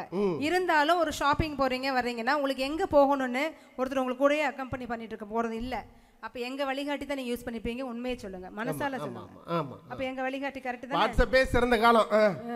அப்புறம் அடுத்தடுத்து ஆமான்னு சொன்னீங்கன்னா தான் இன்னும் அடுத்த அயல்நாட்டு ப்ரோக்ராம் ஃபிக்ஸ் பண்ணுறதுக்கு நான் உங்களுக்கு ஹெல்ப் பண்ணுவோம். இப்போவே சொல்லிட்டோம். மலேசியா, அடுத்து சிங்கப்பூர், நடுவர் செல்லாத நாடுகளே இல்லை. ஒவ்வொரு நாட்டுக்கு போகும்போது அவருக்கு வழிகாட்டுறது எங்களுடைய கூகுள் மேப்பு தான், வழிகாட்டி தான். சரி, அடுத்தது சுமான்ஷு சுக்லா தெரியுமா உங்களுக்கு? ஆமாம். யார் அவர்? இப்போ விண்வெளிக்கு போயிட்டு வந்தார் அவர் தானே? அவர் தான். அவர் இவங்கள மாதிரி இளைஞர்கள் தான் நாங்கள் வந்து வயல்வெளியில் தான் உட்காந்துட்டு இருப்போம், நாங்கள் வந்து அப்படி இருந்தோம் இப்படி இருந்தோம் சொல்லிட்டு இல்லாமல் ஒரு இளைஞர் வந்து 40+ தான், 40+ ஏஜா இருந்தாலுமே அவர் தன்னம்பிக்கையோடு, மேடம் தன்னம்பிக்கையோடு இருந்ததுனால தான் அந்த ஸ்பேஸ் கிராஃப்ட் போனாங்க. அந்த அம்மா அப்பா அவரை வழி அனுப்பின காட்சியை பார்த்துருப்பீங்க நீங்கள் எல்லாருமே. நிலவுக்கு போயிட்டு வந்துட்டார் ஈஸியாக. நீங்கள் அந்த காலத்தில் என்ன பண்ணிருந்தீங்கன்னு சொல்லவா? வாராயோ வெண்ணிலாவே கேளாயோ எங்கள் கதையே, வாராயோ வெண்ணிலாவே கேளாயோ எங்கள் கதையே, வாராயோ வெண்ணிலாவே அனுதினம் செய்வாள் கோடி அகமகிழ் வாழ்வாள் கோடி, சதிபதி விரோதம் மீது நிகழ்வதெல்லாம் சுகந்தானே, வாராயோ வெண்ணிலாவே அப்படின்னு நிலாவை பார்த்து. பாட்டு எனக்கு கூட தெரியாதுங்க சத்தியமா, நான் தப்பா பண்ணா மன்னிச்சுக்கோங்க. ஓகேவா, நாங்க வாட்ஸ்அப் கால் அதனால தான். இருந்தாலும் இது ஒரு தப்பான எக்ஸாம்பிளுக்காக வாராய வெண்ணிலாவேன்னு பார்த்து ஹஸ்பண்ட் ஒய்ஃப் சண்டை போடுறதுக்கும், அந்த வெண்ணிலாவை காட்டு இந்தாம்மா நிலாவை பாருன்னு சாப்பாடு ஊட்டுறதுக்குமே நிலாவை ஒரு காட்சி பொருளாகவே வச்சுட்டு இருந்தீங்க உங்கள் காலத்தில் மேடம், உங்கள் காலத்தில். பட் எங்கள் காலத்தில் டூர் போயிட்டு வர மாதிரி அப்படி எந்திரிச்சு போனார், ஒரு 5 days இருந்தார், திருப்பி வந்துட்டார் போனார். எந்த அளவுக்கு விஞ்ஞானம் வளர்ந்துருக்குன்னு பாருங்க. பிற்போக்குவாதிகள் தயவுசெய்து கூர்ந்து கவனிக்குமாறு தாழ்மையுடன் கேட்டுக்கொள்கிறேன். அடுத்தது சாம் ஆல்ட்மேன் அப்படின்றது தெரியுமா இருக்காது? சாம் ஆல்ட்மேன் அவர் வேறு யாரும் இல்லை, இப்போ நீங்கள் யூஸ் பண்ணிட்டு இருக்க ஏஐ கண்டுபிடிச்சார், ஆர்டிஃபிஷியல் இன்டெலிஜென்ஸை கண்டுபிடித்தவர் சாம் ஆல்ட்மேன். 40 வயசு மிக்க இளைஞர் தான் அவருமே.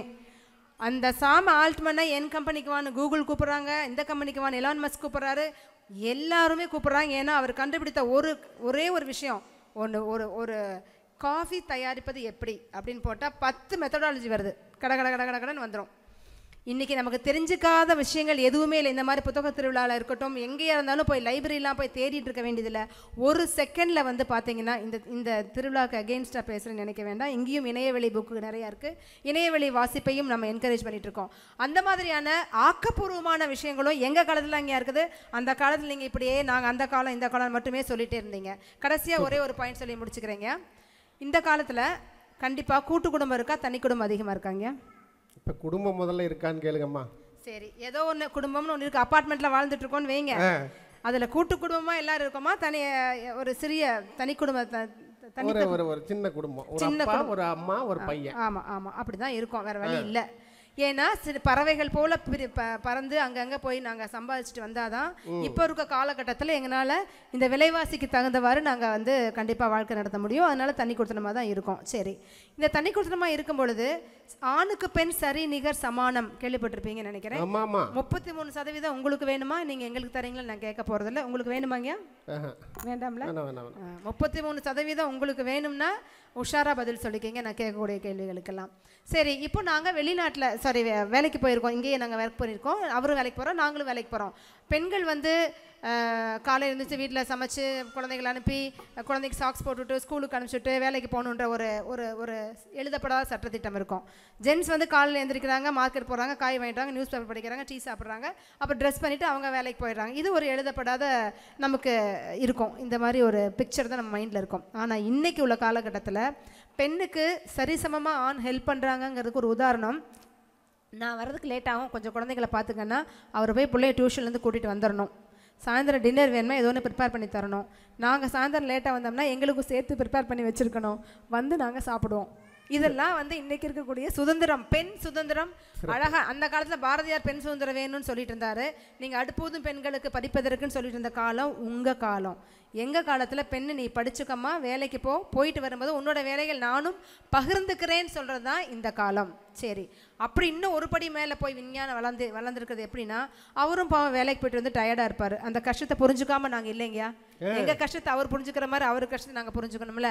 அதனால் சொல்லுவோம், வேண்டாங்க உங்களுக்கு ரொம்ப டயர்டாக இருந்தால் டோன்ட் வெரி, நான் ஒரே ஒரு ஃபோன் கால் பண்ணுறேன், நமக்கு சாப்பாடு வந்துடும், கவலைப்படாதீங்க அப்படின்னு சொல்லி ஒரே ஒரு கால் ஜொமேட்டோ ஸ்விக்கி இவங்க 2 பேரும் எங்களுக்காகவே வந்து கடவுளால் படைக்கப்பட்டவங்க. அவங்களுக்கு ஒரு கால் பண்ணோம்னா போதும், குழந்தைக்கு என்ன ஐட்டம் வேணுமோ அது கிடச்சிரும், அவருக்கு என்ன ஐட்டம் வேணுமோ கிடச்சிரும். இதெல்லாம் விஞ்ஞான வளர்ச்சியில் கிடச்சிருக்கு. இல்லைன்னா வீட்டுக்காரர் வேலை பார்த்துருக்க இடத்துக்கு வயல்வெளிக்கு நீங்கள் சோறு கொண்டு போகிற புள்ள அந்த சும்மாட எனக்கு சோறு தண்ணி சாப்பிட வேணும் ஊட்டி விடு எனக்கு ஆத்தங்கர ஓரத்துல ஒரு அத்திமரம் இருக்கு, அந்த அத்திமர சோகத்துல தான் சொத்து சோகம் இருக்கு அப்படின்னு இந்த அம்மா தலையில் சும்மாட வச்சுக்கிட்டு தூக்கு தூக்கிட்டு போய் சாப்பாடு கொடுத்துட்டு திரும்பி வர வரைக்கும் டைம் இல்லை.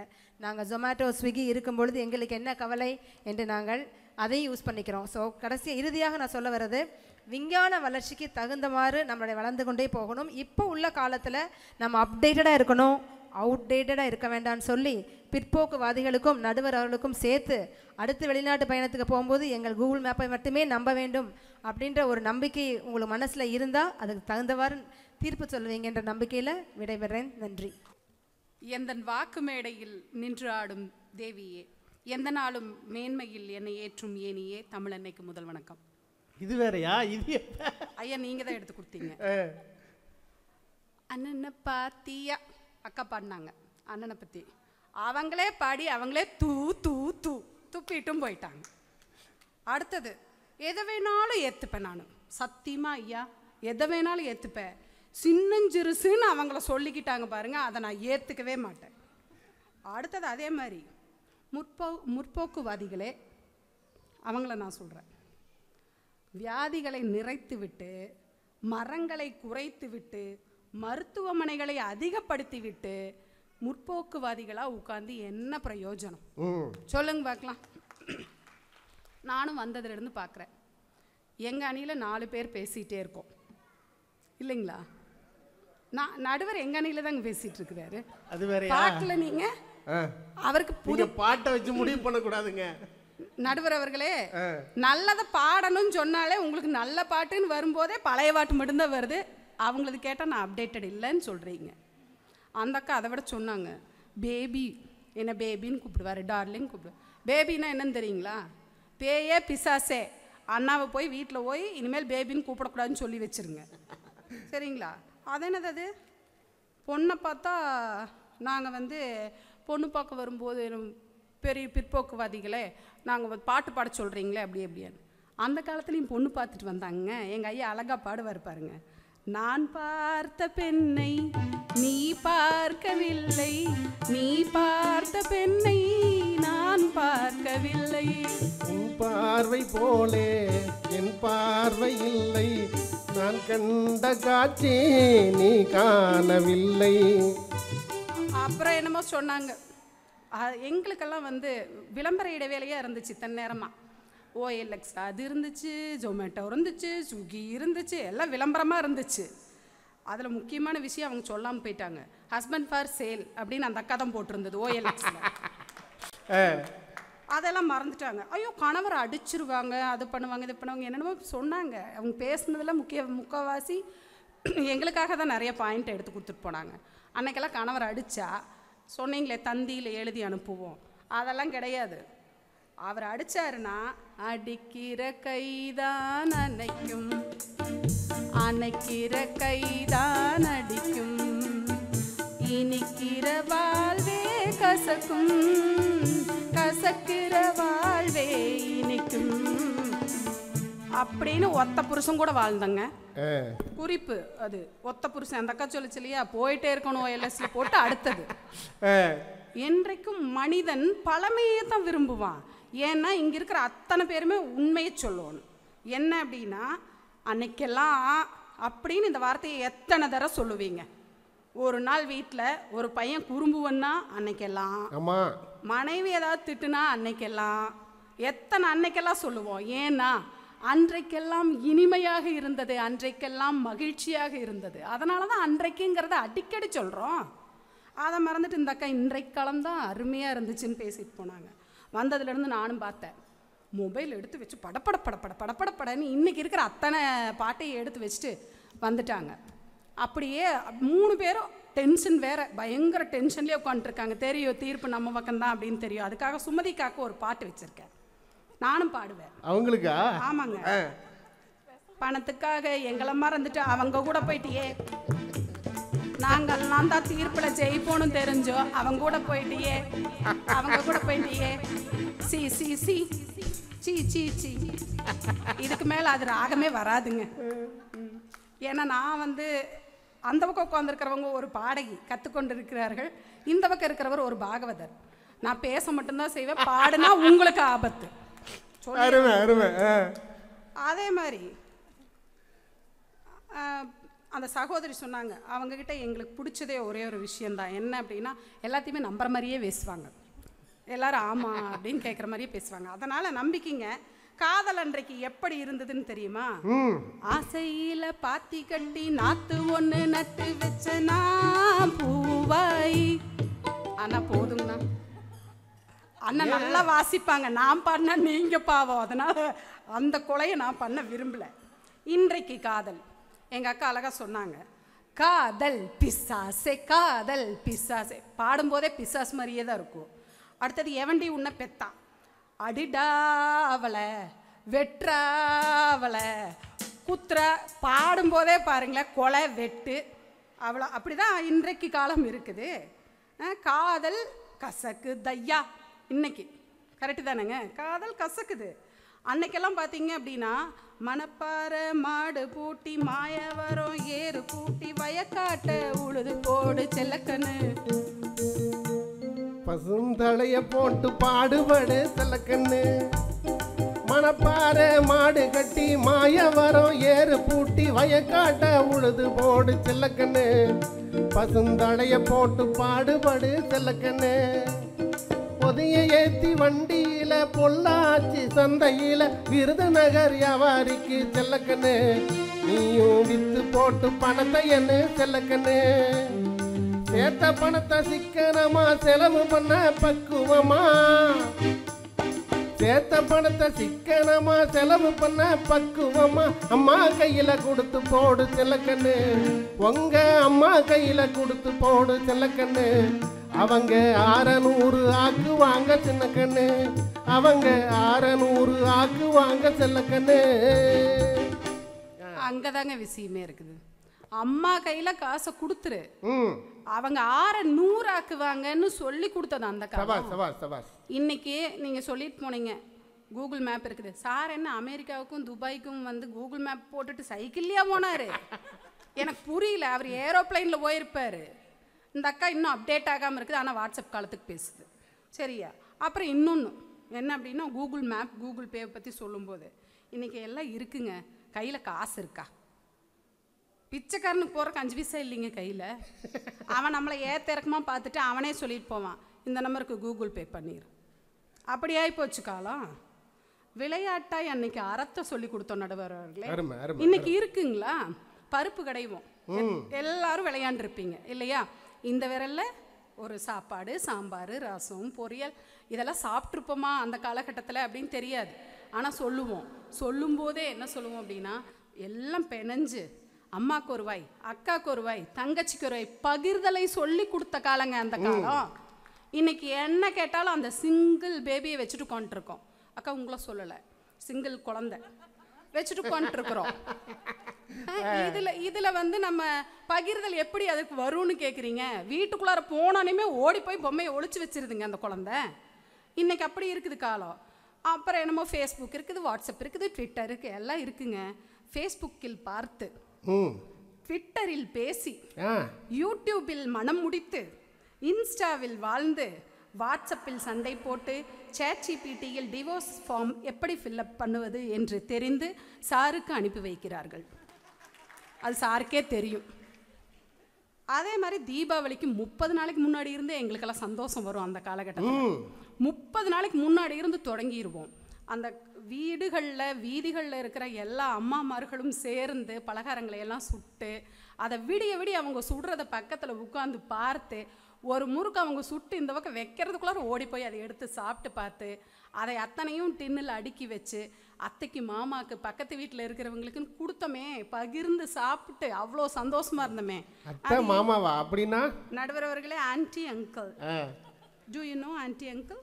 இப்போ அதுவும் தெரியலீங்க. எஸ் சார், அதே தான். அதெல்லாம் இன்னைக்கு இல்லாமல் போச்சுங்க நடுவர் அவர்களே. அன்றைக்கு ஒருவனுக்கு ஒருத்தியாக வாழ்ந்த காலகட்டம் அது இல்லைங்களா? காதலின் தீபம் ஒன்று ஏற்றினாலே நெஞ்சில். நல்லா இருக்கு, மியூசிக் நல்லா இருக்கு.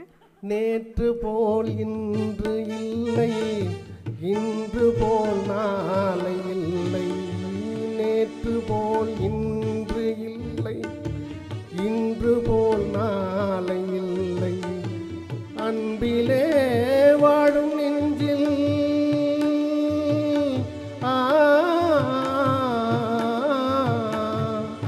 அன்பிலே வாழும் நெஞ்சில் ஆயிரம் பாதையே. ஒன்றுதான் இன்பம் என்றால் உறவுதான் தந்தையே. இன்பம் யாவும் வெல்ல காதலின் தீபம் ஒன்று ஏற்றினாலே என் நெஞ்சில். ஒரு பாட்டுக்கு எத்தனை பேர்? ஐயா நீங்க எனக்கு நடுவர் ஒரு பெண்ணாக இருந்தாங்கன்னா நான் ப்ராம்ப்டாவது பண்ணி இருந்திருப்பேன். அதுக்கும் வழி இல்லை. இன்னைக்கு XYZ ஃப்ரெண்ட் பெஸ்டி அப்புறம் பிரேக்கப்பு. பிரியாணி கொடுத்தா அபிராமி மாதிரி அழகா வாழலாம். அப்படி காதல் போயிட்டு இருக்குதுங்க. குழந்தையோ குட்டியோ அதெல்லாம் கணக்குலயே இல்லைங்க. காதல் செம்மையா போயிட்டு இருக்கு. அடுத்தது அன்னைக்கெல்லாம் பார்த்தீங்கன்னா ஒரு விழா காலமாக இருந்தாலும் சரி, ஒரு சந்தோஷமான நிகழ்வுகள் நடந்தாலும் சரி, அம்மாக்கு அப்பாக்கு நண்பனுக்குன்னு கடிதம் மடல் அத்தனை அனுப்பிச்சோம் இல்லைங்களா? அதையெல்லாம் சேகரித்து ஒரு கம்பியில் சேர்த்து சேர்த்து சேர்த்து வச்சுருந்தோம்ல. அந்த சேர்த்து வைத்திருந்தது அத்தனையும் வந்து வெறும் காகிதங்கள் நினைக்கிறீங்களா? எங்களுடைய நினைவுகளுங்க, எங்களுடைய மனமகிழ்ச்சி, எங்களுடைய மனநிறைவான வாழ்க்கைங்க. அது அத்தனையும் அதில் அழகாக ஒரு பாடல் இருக்குது. காதலன் காதலிக்கு ஒரு கடிதம் எழுதுறான். ஒரு கடிதம் எழுதினேன், என் உயிரை அனுப்பினேன், அந்த எழுத்தின் வடிவிலே நான் என்னை அனுப்பினேன். காதலி என்னை காதலி, காதலி என்னை காதலி. முக்கியமான வரி. I think this is not a old song. ஐயா இல்லைங்க, ஏன்னா இதை ஒத்துக்க மாட்டேன். ஏன் தெரியுங்களா? அந்த அக்கா வந்து எங்களுக்கே தான் பாடிட்டு போச்சு. அதை ஏத்துக்கிட்டீங்கல்ல, அப்ப இதையும் ஏத்துக்கணுங்க. இன்னொன்னு 10 வருஷமா தாங்க வாட்ஸ்அப் எல்லாம் பிரபலமா இருக்குது. அதுக்கு முன்னாடி வந்த பாட்டுங்க இது. Very good. அதனால இதை ஏத்துக்கணும், கணக்கில் எடுத்துக்கோங்க. அடுத்தது ஆண் பெண் குழந்தைகள் எல்லாம் அந்த காலகட்டத்தில் பார்த்தீங்கன்னா சேர்ந்து விளையாடணும். நீங்க பார்த்துருந்துருப்பீங்க தெருக்கல்ல எல்லாம். அந்த கள்ளம் கபடமற்ற மனதா அவங்க கிட்ட அவ்வளோ அழகான ஒரு பொறுப்புணர்ச்சி இருந்தது. பெண் குழந்தைகளை சேர்த்து விளையாடிய காலமா அந்த காலகட்டம் இருந்ததுங்க. இன்னைக்கு கள்ளம் கபடம் மட்டும்தான் நிறைந்திருக்கிற வாழ்க்கையா இருக்கு. ஒரு பொம்பளை பிள்ளை தனியா போக முடியல. காலையில எந்திரிச்சு செய்தியை போட்டா திருச்செந்தூர்ல அந்த பிள்ளையை காணோம், திருவாரூர்ல இந்த பிள்ளைய காணோம், சின்ன பிள்ளை பள்ளி சென்று நடந்து வந்த குழந்தையை காணவில்லை, ரயில்வே ட்ராக்ல குழந்தை கிடக்குது. இப்படி எத்தனை செய்திகளை காலையில கேட்குறோம். நீங்க பத்திரமா வீட்டுக்கு போயிருங்கம்மா. ஐயா அது பிரச்சனை இல்லைங்க, நம்மளால யாரும் எதுவும் பண்ண முடியாதுங்க. அப்புறம் இன்னொரு முக்கியமான விஷயங்க, சினிமா திரைப்படங்கள் எல்லாம் வந்து அப்ப அந்த தீபாவளிக்கு பொங்கலுக்கு தான் ரிலீஸ் ஆகும். அப்ப வந்து குடும்பத்தோட டிக்கெட் போட்டு போய் படம் பார்க்கறது அப்படிங்கிற ஒரு பழக்கம் இருந்துச்சு. இன்னைக்கு எல்லாமே ஹாட் ஸ்டார், OTTல ரிலீஸ் ஆயிருச்சா, ஹாட் ஸ்டார்ல வந்துருச்சா, முடிஞ்சுதுங்க. அதுலேயே பார்த்து முடிச்சிடுறோம். வீட்லேயே அந்த அக்கா அரிசி பருப்பு செய்யும், அதை வாயில் போட்டு அது போகுமா விற்குமா சிக்குமான்னு தெரியாது, அதை சாப்பிட்டே பார்த்து முடிச்சிடுறானுங்க. அப்புறம் எங்கே போயிங்க இந்த காலத்தில் சந்தோஷம் இருந்தது. அதே மாதிரி காத்திருந்து கிடைத்த எல்லாமே அவங்க சொன்னாங்க, ஸ்விக்கி ஜொமேட்டோ எல்லாம் கையில் வந்து கிடைச்சதுன்னு. காத்திருந்து கிடைத்த எல்லாவற்றிலும் இருந்த மகிழ்ச்சி கதவு அருகில் வந்து விழுந்த எதிலுமே கிடைக்கிறது இல்லைங்க. யோசிச்சு பாருங்க, வந்து கையில் விழுகுது. ஆனால் 10 நாட்களாக எடுத்து வைத்த துணியும் 10 நாட்களாக எடுத்து வைத்த பட்டாசையும் அப்படி பொக்கிசமாக வச்சுருந்தோம். ஆனால் பக்கத்தில் வந்து வந்து விழுகிற துணியை ஆர்டர் போட்டுகிட்டே இருக்கிறமே தவிர அந்த வந்த துணியில் மகிழ்ச்சியை காணுங்க. எப்படி இவங்க வாழ்கிறாங்கன்னு சொல்லிடுறேங்க ஐயா. ஒரு தூரி ராட்டினம் இருக்குன்னு வச்சுக்கோங்களேன். ராட்டினத்தில் ஏறி உட்கார்ந்து அந்த ராட்டினத்தை ரசிக்கிற குழந்தைகளாக நாங்கள் இருந்தோம் அந்த காலத்தில். இன்றைக்கு குழந்தை என்ன பண்ணுது தெரியுமா? மேலே ஏறி போய் அந்த ராட்டினம் நின்னதும் அடுத்த தூரி எது இருக்குதுன்னு பார்க்க ஆரம்பிச்சிருச்சு. அடுத்தது என்ன மகிழ்ச்சின்னு பார்க்க ஆரம்பிச்சிருக்கிறாங்களே தவிர இவங்க இருக்கிற காலகட்டத்தை சந்தோஷமாக வாழவே இல்லைங்க ஐயா. அவங்க ஆகவே இன்றைக்கு முக்கியமாக பாடம் எடுக்கிறாங்க அவங்கெல்லாம் ஆசிரியர்கள். அவங்களுக்கு தெரியும் நீங்களாம் வந்து கேன்சர் அப்படிங்கிற ஒரு வியாதியை குழந்தையாக இருக்கும்போது வாயில் சொல்லக்கூடாதுங்க ஐயா. சொன்னால் என்ன பண்ணுவாங்க, பெருவாதி போய் வாயில் சொல்கிறியான்னு அடிப்பாங்க. சொல்லக்கூடாது. இன்னைக்கு வெரைட்டி ஆஃப் கேன்சர் நமக்கு தெரியும். காரணம் என்னன்னு நினைக்கிறீங்க? குனிஞ்ச தலை நிமிராமல் போன இந்த சமூகம்தான். வாட்ஸ்அப்லையும் மொபைல்லையும் மக்கி போய் கிடக்கிறாங்க இவங்க. இன்னைக்கு நோய் நொடிகள் அதிகமாகி போச்சு இல்லைங்களா? அதே போல் திருமணம் எப்படி இருக்குது அப்படின்னு பாருங்கள். இன்றைய காலகட்டத்தை திருமணம், எனக்கு நேரம் கருதி நான் விரைவாக முடிக்கிறேன். ஐயா சொல்வதற்கு முன்னாடியே சொல்லிட்டீங்க, கவனிக்கல. திருமணம் எப்படி இருக்குன்னு பாருங்களேன். அன்னைக்கெல்லாம் வந்து தெருமுழுக்க மண் பரப்பி தோரணங்கள் எல்லாம் கட்டி அவ்வளோ அழகான திருமணங்கள் எல்லாம் நடந்துச்சுன்னு கேள்விப்பட்டோம். இன்னைக்கு ஹல்தி மெகந்தி, ஐயா அது என்னன்னே நமக்கு புரியல. அதெல்லாம் இன்னைக்கு நடக்குது. அதை விட முக்கியமான விஷயம் என்னன்னா, மாமியாரும் மருமகனும் நடனம் ஆடிக்கிட்டே தான் வர்றாங்க. மம்முட்டியான்ட்டே தான் வர்றாங்க. என்ன வேலைக்கு வந்தாங்கன்னு எங்களுக்கும் தெரியல.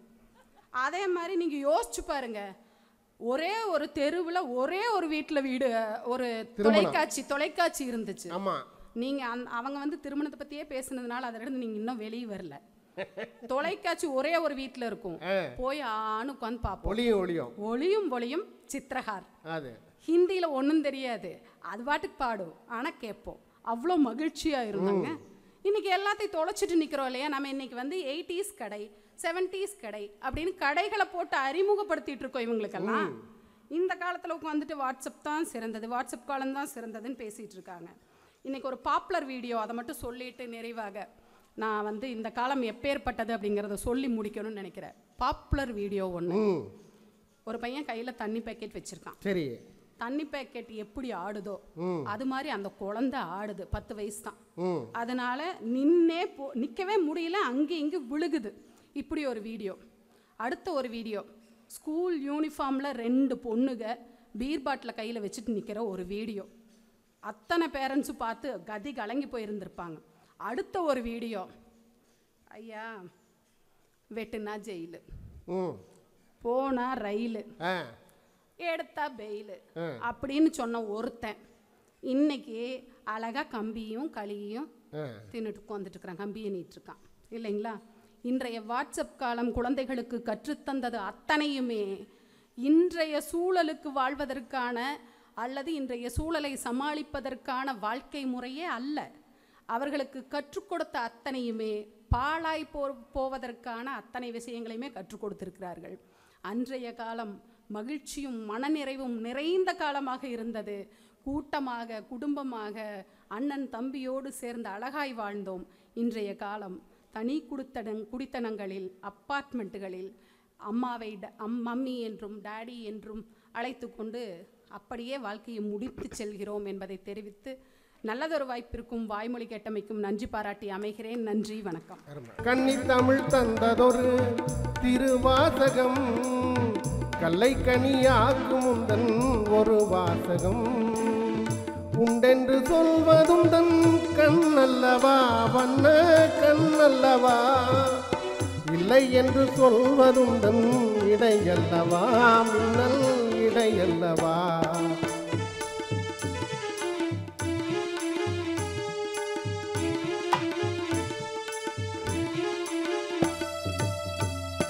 கல்லெல்லாம் மாணிக்க கல்லாகுமா, கலையெல்லாம் கண்கள் சிந்தும் கலையாகுமா, சொல்லெல்லாம் தூய தமிழ் சொல்லாகுமா, சொல்லெல்லாம் தூய தமிழ் சொல்லாகுமா, சுவையெல்லாம் இதழ் சிந்தும் சுவையாகுமா, கல்லெல்லாம் மாணிக்க கல்லாகுமா, கலையெல்லாம் கண்கள் சொல்லும் கலையாகுமா.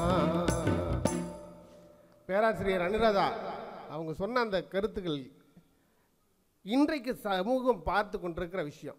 டே டு டே லைஃப்பில் இன்றைக்கி நாம் என்ன சார் பார்க்குறோம்? இந்த பையன் விஷயத்தில் சொன்னாங்க, ஒரு 5-6 வருஷத்துக்கு முன்னாடி அதே பையன்தான் ஒரு வீடியோ வாதியார்கிட்ட பேசுகிறான், வாதியார் தான் அதை ஷூட் பண்ணார் அந்த வீடியோவை.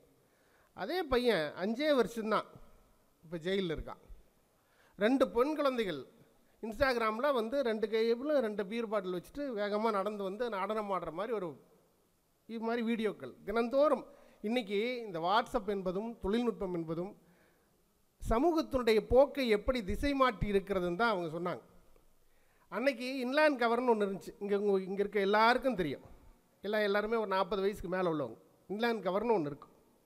நாமெல்லாம் அந்த இன்லேண்ட் கவரில் அந்த போஸ்ட் கார்டில் ரிசல்ட் வந்து அதில் தான் நம்ம ரிசல்ட் பார்த்தோம். நம்பலாம் இப்போல்லாம் தான் அந்த பேப்பர்லாம் வந்துருச்சு. இன்லேண்ட் கவரில்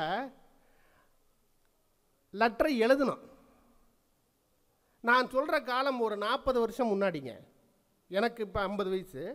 40 வருஷத்துக்கு முன்னாடி இங்கே படிப்பறிவு, எஜுகேஷன் ரேஷியோ ரொம்ப குறைவு. ஒரு கிராமத்தில் படிக்க எழுத தெரிஞ்சவங்க பார்த்தீங்கன்னா ஒரு 1000 பேர் இருந்தாங்கன்னா அதில் ஒரு 10 பேரால் தான் படிக்க எழுத தெரியும்.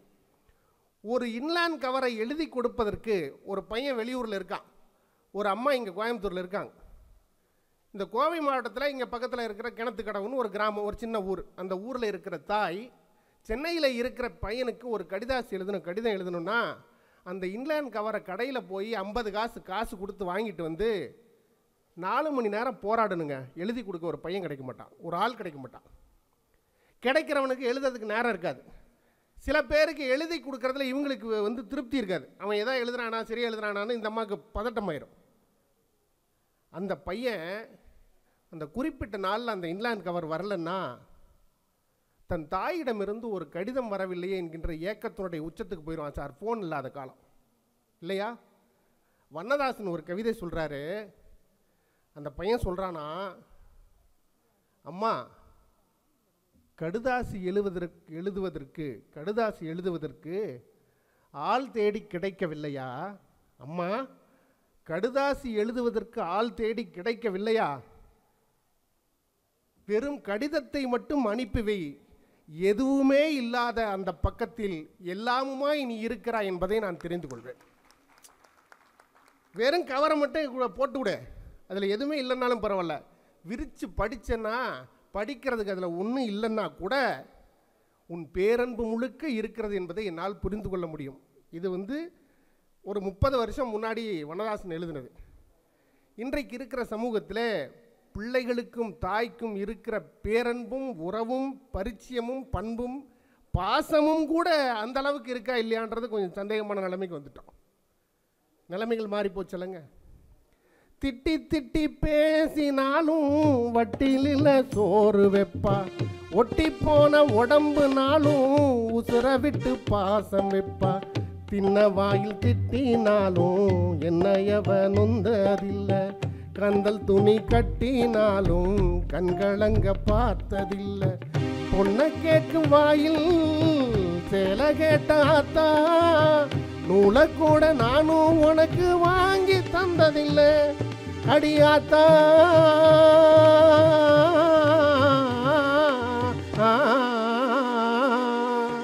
பொண்ணை போல ஆத்தா என்ன பெத்து போட்டா, என்ன பெத்தாத்தா கண்ணீரை தம்பாத்தா. சொல்லி சொல்லி யாராது சொன்னா துயர் தீராது, சொல்லி சொல்லி யாராது சொன்னா துயர் தீராது. பொண்ணை போல ஆத்தா என்ன பெத்து போட்டா, என்ன பெத்தாத்தா கண்ணீரை தாம்பாத்தா. வாங்க பேராசிரியர் பானுமதி. அந்நியர்கள் நம்மையாண்டது அந்த காலம், நம்மை நாமே ஆண்டு கொள்வது இந்த காலம். பேசுதற்கும் உரிமையற்றது அந்த காலம், பிறர்கார பெருமையுற்றது இந்த காலம்.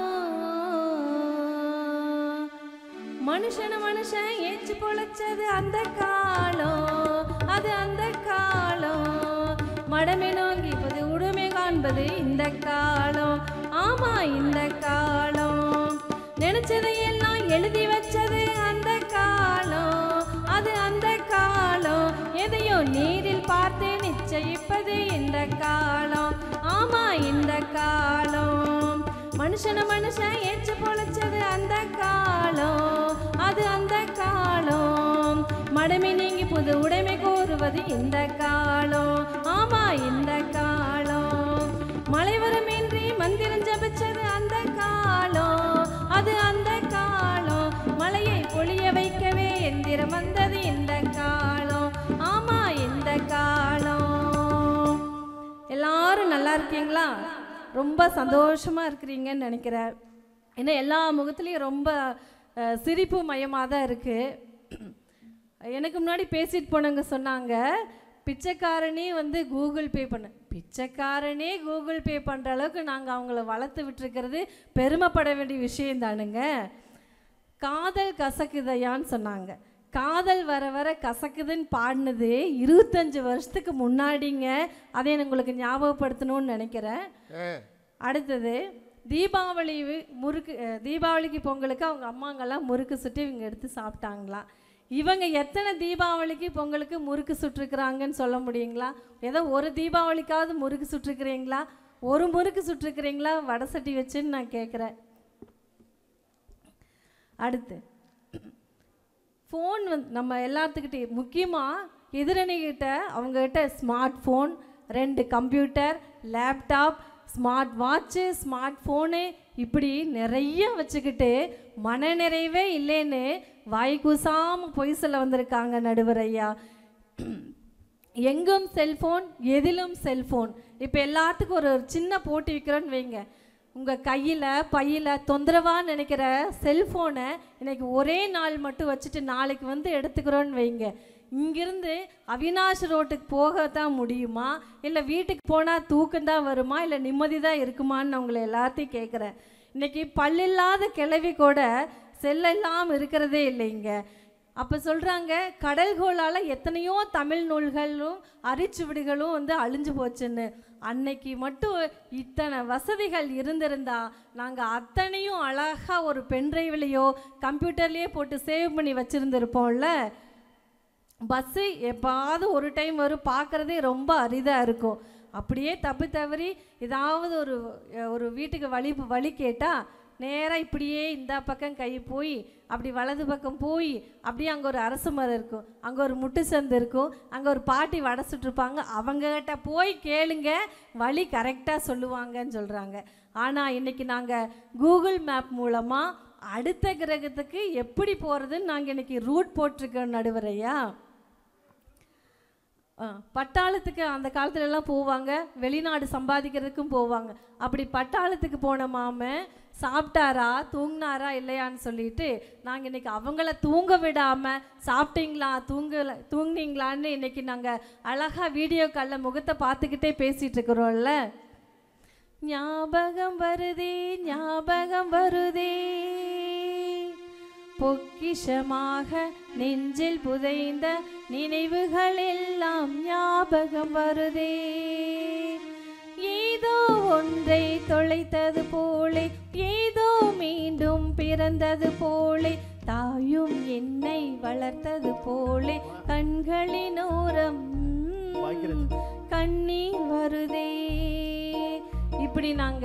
இப்படி நீங்கள் எதிரணியில் இருக்கிறவங்க சின்ன பிள்ளைத்தனமாக அழுதுகிட்டு கண்ணாடி வேற ஒன்று போட்டுக்கிட்டு சைக்கிளில் ஊரூராக போகாமல் இன்றைக்கி நாங்கள் ஸ்மார்ட்டாக யோசிச்சிருக்கோம் நடுவரையா. எப்படி தெரியுங்களா? அழகாக வாட்ஸ்அப் குரூப் ஒன்று ஓப்பன் பண்ணி அதில் முன்னாள் மாணவர்கள்னு சொல்லிட்டு எத்தனை வருஷத்துக்கு முன்னாடி படிச்சிருந்தாலோ நாங்கள் முன்னாள் மாணவர்கள் சந்திப்பை சாத்தியமாக்கி அதன் மூலம் நாங்கள் படித்த ஸ்கூலுக்கும் இன்னும் பல சமூகத்துக்கு நாங்கள் நிறைய நல்ல விஷயங்களெல்லாம் செஞ்சுட்டு வந்துட்டுருக்கிறோமே, அது மகிழ்ச்சி இல்லையா நடுவரையா? ஒரே ஒரு ஊரில் ஒரே ஒரு ராஜா மாதிரி அப்போல்லாம் ஒரே ஒரு ஊரில் ஒரு ஃபோன் தாங்க இருக்கும். அனு அக்கா சொன்ன மாதிரி திடீர்னு ஃபோன் வரும்பாங்க. அப்போ எடுத்து பேசினவங்க கேட்பாங்க, ஏங்க இந்த முதல் தெருவில் 2 வீடு தள்ளி 3ஆவது வீட்டில் ஆறுமுகம்னு ஒருத்தர் இருப்பாங்க, அதுக்கு அவங்கக்கிட்ட கொடுங்க 5 நிமிஷம் பேசணும்னு சொல்லுவாங்க.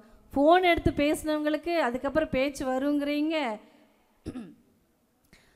அது மட்டுமா, இப்போ நம்ம கருவறைக்கு வந்த செய்தியையும்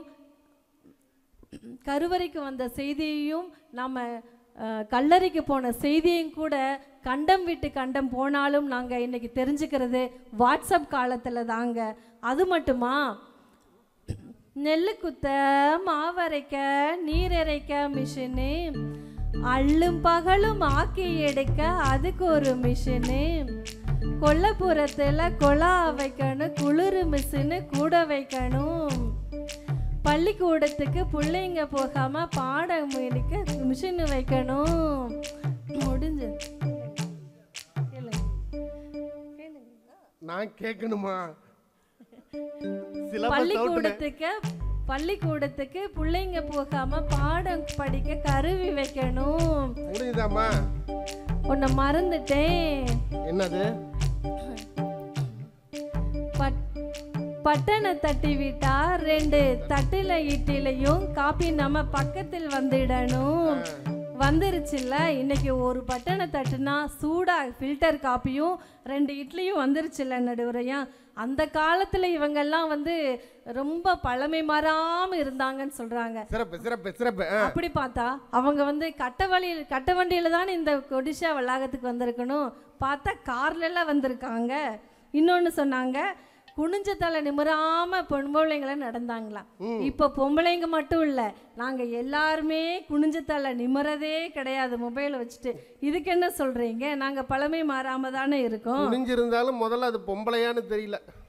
தற்சமயம் நீங்கள் தொடர்பு கொள்ளும் நபர் வேறு ஒரு நபருடன் பேசிக் கொண்டுள்ளார் என்பதை நாங்க இந்த செல்போன் மூலமா தாங்க தெரிஞ்சுக்குது. உங்களை மாதிரி ஒரு சொம்பு தண்ணியும் ஆலமரத்தையும் நாங்க தேடி போறது இல்லை, அதுக்கு நேரமும் இல்லை நடுவரையா. இன்னைக்கு ஒரு தப்பும் ஒருத்தரும் செய்ய முடியாது. ஏன்னா ஒருத்தருக்கு குறைஞ்சது 100-200 பேராவது ஃபாலோயர்ஸ் இருக்கிறாங்க. அதனால தப்புல இருந்து தப்பிக்கவே முடியாதுன்னு நினைக்கிறேன். நிலா நிலா ஓடிவா, நில்லாமல் ஓடிவா, மலை மீது ஏறிவா, மல்லிகைப்பூ கொண்டு வா அப்படின்னு நிலாவை காமிச்சுதான் சோறு ஊட்டினீங்களே தவிர நிலாவு வந்த பாடு இல்லை. அதனால நாங்கள் என்ன பண்ணோம், நிலாவுக்கே போய் சோறு எப்படி ஊட்டலான்னு இன்னைக்கு நாங்கள் ஒத்திகை பார்த்துக்கிட்டு இருக்கோம். அன்னைக்கு ஒரு சின்ன ஒரு அம்மை ஊசிக்கு பயந்துட்டு ஸ்கூலுக்கு பக்கமே ஒதுங்காமல் இருந்தீங்க.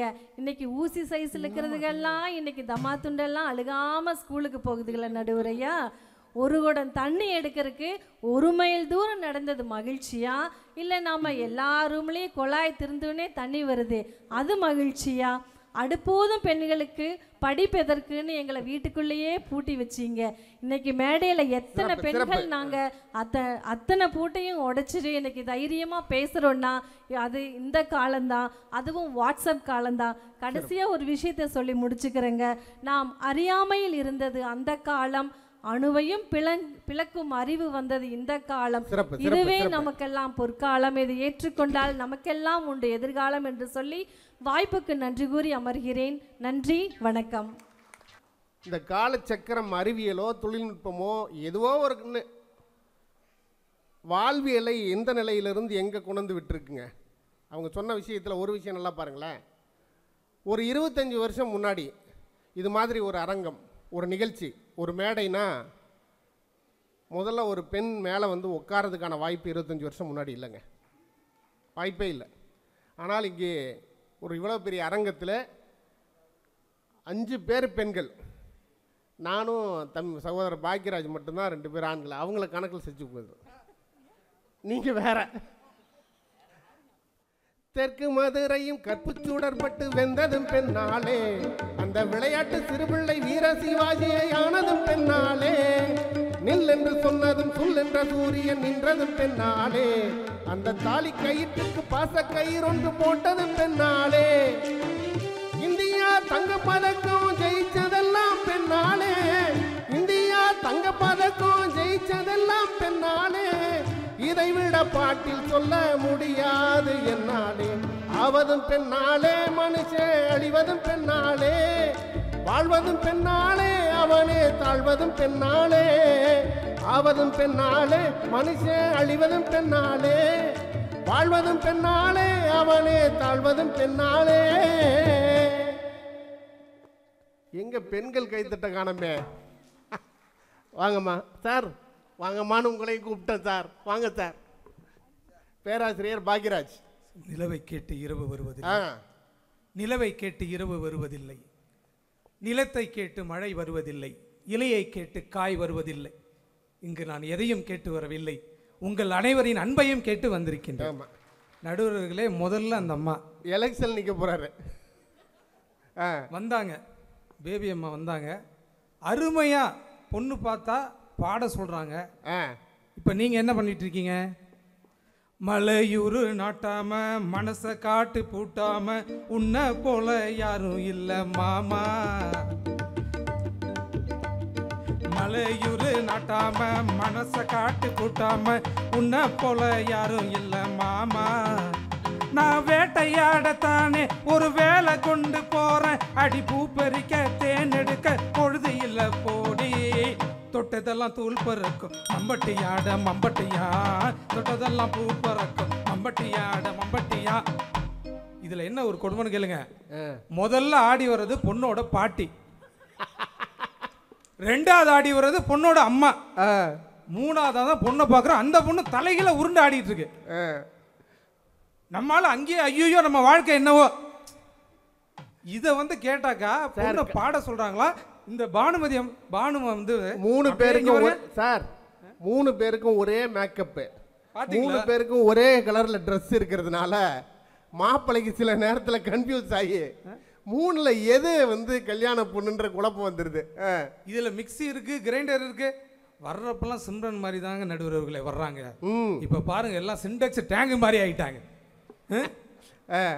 என்ன ஒரு கொடுமையான என்னங்க நீங்க பேசிட்டு இருக்கீங்க? என்ன ஒரு காலம் போயிட்டு இருக்கு. சோறு போட தாயிருக்கா, பட்டினிய பார்த்ததில்ல, தாயிருக்கும் காரணத்தால் கோயிலுக்கு போனதில்ல.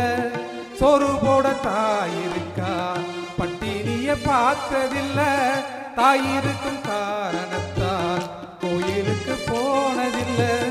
தாயடிச்சு வலிச்சதில்ல, இருந்தும் நாழுவேன், நாழுட தாங்கிடுமா, உடனே தாயழுவா. ஆக மொத்தம் தாய் மனசு போல் நடக்கும் பிள்ளைதான், வாழுகின்ற வாழ்க்கையில தோல்விகளே இல்லதான். இதுதாங்க எங்க காலம். எவ்வளவு கஷ்டம் வந்தாலும் சரி, நஷ்டம் வந்தாலும் சரி, நம்மால துணிஞ்சு நிப்பான். துணிந்து நில், எழுந்து நில் அப்படின்பா. இப்ப நீங்க வளர்க்குற பிள்ளைங்க ஒரு சின்ன தோல்வியை தாங்க முடியுது அவங்களால? பதில் சொல்லுங்க. அவங்க அடுத்தது வருவாங்க. சுமதி அம்மா பாத்தீங்களா மேக்கப்பு? 6 வாரங்களில் முகப்பொலிவு கிரீம், இதுக்கு 4000 ரூபாங்க. இந்த ப்ரோக்ராம் வர்றதுக்கு எவ்வளவு மேக்கப் பாத்தீங்களா? ஒரு ஆள் விளையாட்டு தெரியுமா உங்களுக்கு? நீங்க வளர்க்குற பிள்ளைங்களுக்கு எத்தனை விளையாட்டு தெரியும்? நாங்க பல்லாங்குழி விளையாண்டோம், தாயா விளையாண்டா. இன்னைக்கு நம்மளால என்ன பண்ணிட்டு இருக்கா? ஆன்லைன்ல போய் விளையாண்டுட்டு இருக்கா. கண்ணெல்லாம் போயிடுச்சு. இதுக்கு என்ன நீங்க சப்போர்ட் பண்றீங்க? நீங்க காலேஜுக்கு வரான் பையன் எப்படி வரான்னா கரடி கட்டி போட்டுட்டு வராங்க. இந்த பக்கம் 3 கோடு, இந்த பக்கம் 3 கோடு, சென்டர்ல இப்படி நிக்குது. தம்பி மாத்திரானா மாத்தவே மாட்டான். நல்ல துணியெல்லாம் போட்டுட்டு வந்தா அந்த காலம் நடுவுல சரி, அங்கங்க கிழிச்சு கிழிச்சு தொங்க விட்டா அது இந்த காலம். அந்த காலத்துல அம்மா வந்து தக்காளி சாதத்தையே பிரியாணி மாதிரி பண்ணுவாங்க. இந்த காலம் எப்படி தெரியுமா? என் மனைவி பிரியாணியை தக்காளி சாதம் மாதிரி தான் நடுவர்களே பண்றாங்க. அதாவது கிடைக்குது. இதை விட ஒரு எண்ணத்தை நீங்க அந்த காலம் இந்த காலத்தை பத்தி நீங்க பேசுறீங்க. இன்னைக்கு ஏதாச்சும் ஒரு கூட்டு குடும்பம் இருக்கா? எங்கேயாச்சும் பேருக்கு கூட ஒரு கூடு கூட கிடையாதுங்க.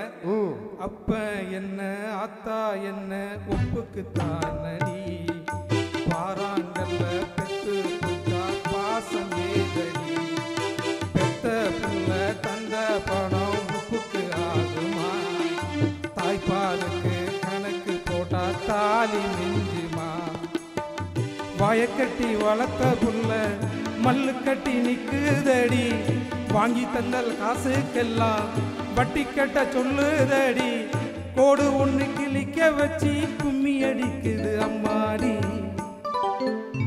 சம்சாரம் அது மின்சாரம், சம்சாரம் அது மின்சாரம். நடுவர்களே உங்களுக்கு தான் நான் பாடிட்டு இருக்கேன். எனக்கா? நமக்குள்ள நீங்க அமைதியா உட்கார்ந்துருக்கீங்க. இப்பெல்லாம் இருக்கிற பாதி பேர் பாருங்க, இந்த பக்கம் 2 பேர் உட்காந்துருக்காங்க இல்லையா, என்ன சேர்த்து இவங்க ரொம்ப தெளிவா இருப்பாங்க. அந்த பக்கம் 3 பேர் உட்காந்துருக்காங்க பாத்தீங்களா, கிட்டத்தட்ட சீரியல் பைத்தியங்கள். இப்பயும் பாத்தீங்கன்னா அந்த அம்மா பார்த்துக்கிட்டே இருக்கு பாருங்க, மணி 5:50. ஐயோ சீரியல் எப்போ போடுவா அப்படி பார்த்துக்கிட்டே தான் உட்காந்துருப்பாங்க. என்னங்க நீங்க பணம் பந்தியிலே குணம் குப்பையிலே அதை பார்த்து அறிந்து நடக்காதவன் மனிதரில்லே, உலகத்தில் மனிதரில்லே. எல்லாமே பணம் பணம் பணம் பணம். ஒரு குழந்தை பிறந்த உடனே இஎம்ஐ, ஹாஸ்பிட்டலில் பிறக்கிறப்பயே இஎம்ஐ போட்டானே. இப்போ யாருங்க கணவன் மனைவியை எப்படி உண்மையாக வாழ்ந்துட்டுருக்காங்க, எவ்வளோ சச்சரோட வாழ்ந்துட்டுருக்காங்க. கண்ணதாசன் என்ன சொன்னார், சத்தியம் சம்சாரம் அவள் தான் சாமி அவதாரம், அந்த பத்தினி கைகளில் பள்ளி கொண்டால் பக்தி பிறவாகும், இறைவனின் சக்தி உறவாகும்னு சொன்ன அந்த கண்ணதாசனுடைய வார்த்தைகள்லாம் உங்களால் முடியுமா? இன்னைக்கு அந்த வாழ்க்கை எப்படி, கணவன் மனைவி வாழ்க்கை எப்படி? தூக்கனா குருவி எல்லாம் தனறிஞ்ச பாஷையில முக்கோடு மூக்கு வச்சு முணு முணுன்னு பேசையில மழைய திறந்து விட்டா மழை தண்ணி நிறைஞ்சு வரும், மழைய திறந்து விட்டா மழை தண்ணி நிறைஞ்சு வரும். மாம பார்த்திருக்கும் பஞ்ச காணி விளைஞ்சிருக்கும், அம்மன் கோயில் கிழக்காலே அண்ணன் வயிறு மேற்காலே நம்ம ஊரு நடுவாலே நிக்குதடி அடியே நாட்டு சனம் நம்ம கண்டு சொக்குதடி. அப்போ வந்து இயற்கை விவசாயம், ஆகவே அந்த விவசாயம் இப்ப விஷ சாயமாயிட்டு நடுவில். அப்ப அந்த காலமா இந்த காலமா, கடைசியா ஒரே ஒரு வரியில நான் பதில சொல்றேன் உங்களுக்காக. இந்த காலம் எப்படி, அந்த காலம் எப்படின்னு, அந்த காலம் எப்படின்னு சொல்லிட்டேன். இந்த காலத்துக்கு ஒரே ஒரு பதில், மரணம் என்னும் தூது வந்தது, அது மங்கை என்னும் வடிவில் வந்தது, சொர்க்கமாக நான் நினைத்தது இன்று நரகமாக மாறிவிட்டது. யாருக்காக? எழுதுங்கள் என் கல்லறையில் அவள் இரக்கம் இல்லாதவள் என்று, பாடுங்கள் என் கல்லறையில் இவன் பைத்தியக்காரன் என்று. வாய்ப்புக்கு நன்றி. நான் தேடும் உன் கண்ணில் பட்டிடுவாய் அம்மா, நான் வாடும் உன் கண்ணீர் விட்டிடுவாய், உயிர் சிரசில் உனை வைத்து ஏற்றுகின்றேன், உலகத்தில் நீ ஒன்றே தாய் என்று போற்றுகின்றேன், குருவடி சரணம் திருவடி சரணம். இந்த அருமையான நிகழ்வுக்கு வந்திருக்கும் அத்துணை பேருக்கும் வணக்கம் கூறிக்கொள்கிறேன். எங்களுக்கு தீர்ப்பு சொல்ல இருக்கும் நடுவர் அவர்களுக்கும் மற்றும் அந்த தீர்ப்பை கேட்டு சந்தோஷமாக செல்லில் வீடு செல்லும் மக்களுக்கும் என்னுடைய நன்றிகள். இங்கே அத்தனை பேரை நீங்கள் வந்திருக்கீங்க இல்லையா? இது உங்களுக்கு வந்த அத்தனை செய்தியும் செல்லில் தானே வந்தது. இன்னைக்கு இந்த நிகழ்ச்சி இங்கே நடக்குதுன்னு உங்களுக்கு எப்படி தெரியும் இல்லையா? இந்த வாட்ஸ்அப் காலம், வாட்ஸ்அப் இருக்கனால தான் இங்கே எத்தனை பேரும் கூடி இருக்கீங்க. இவங்க சொல்கிறாங்க இல்லையா, தழையாம் பூ முடிச்சு தடம்ப, இவங்க என்னைக்குங்க இங்கே வந்து சேர்றது? மணப்பாறை மாடு கட்டி இவங்க எல்லாம் பண்ணி இவங்க இந்த ஹால் வந்து சேரணுன்னால எவ்வளோ நேரம் ஆகும்? இந்த அம்மா வந்தது வந்து ரேப்பிட்டோவில் வந்தாங்க, வந்துட்டு வர வழியில் ஃபோன் பண்ணுறாங்க, சுமதிம்மா எங்கே இருக்கிறீங்கன்னு, ஹாலுக்கு வந்துட்டீங்களா அப்படின்னு. பண்ணுறது அத்தனையுமே எங்களோட தொழில்நுட்பம். ஆனால் வந்து எங்களை நன்றி மறந்து எங்களையே கேவலமாக பேசுகிறாங்க. அவங்க வந்தது ஓலாவில் வந்துட்டு இங்கே அந்த இது ஜிபே எடுக்கலைன்னு சொல்லிட்டு என்னோட ஜிபேயில் தான் காசு போட்டாங்க. கொடுமையை பாருங்க, என்னம்மா பேசுகிறாங்க. அப்புறம் சொன்னாங்க நர்சரி ஸ்கூலில் கூட இன்றைக்கி நம்ம குழந்தைங்கள சேர்த்த முடியல, பாதுகாப்பு இல்லைங்க. நர்சரி ஸ்கூலில் கூட இன்றைக்கி வந்து சிசிடிவி வச்சு பேரண்ட்டுக்கு அது கனெக்ஷன் கொடுத்துருக்காங்க. உங்களுக்கு தெரியுமா?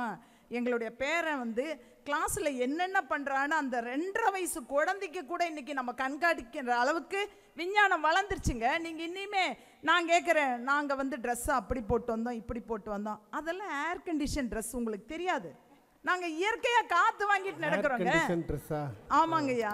இவங்க நான் கேட்குறேன், இவங்க அந்த காலத்துக்காரங்க தானே, இவங்க எதுக்குங்க புடவையெல்லாம் எடுத்து தடை மர உரியெல்லாம் தரிச்சு வர வேண்டியது தானே? என்னமோ பேசிகிட்டே போகிறாங்க. 1 மாதம் பலகாரம் சுடுவாங்களாம். அப்படி சுட்டு விற்றுருந்தா கூட ஒரு அன்னபூர்ணா ஒரு இது கடை வச்சுருக்கலாம், பலகார கடை வச்சுருக்கலாம். 1 மாதம் கடை வச்சுருப்பா சுட்டு விற்றாங்களாம். அப்புறம் அடுத்தடுத்து தாவி போகிறோமாம்மா நாங்கள். ஆமாங்க, அதனால தான் இன்றைக்கி நிலவு வரைக்கும் போயிருக்கிறோம்.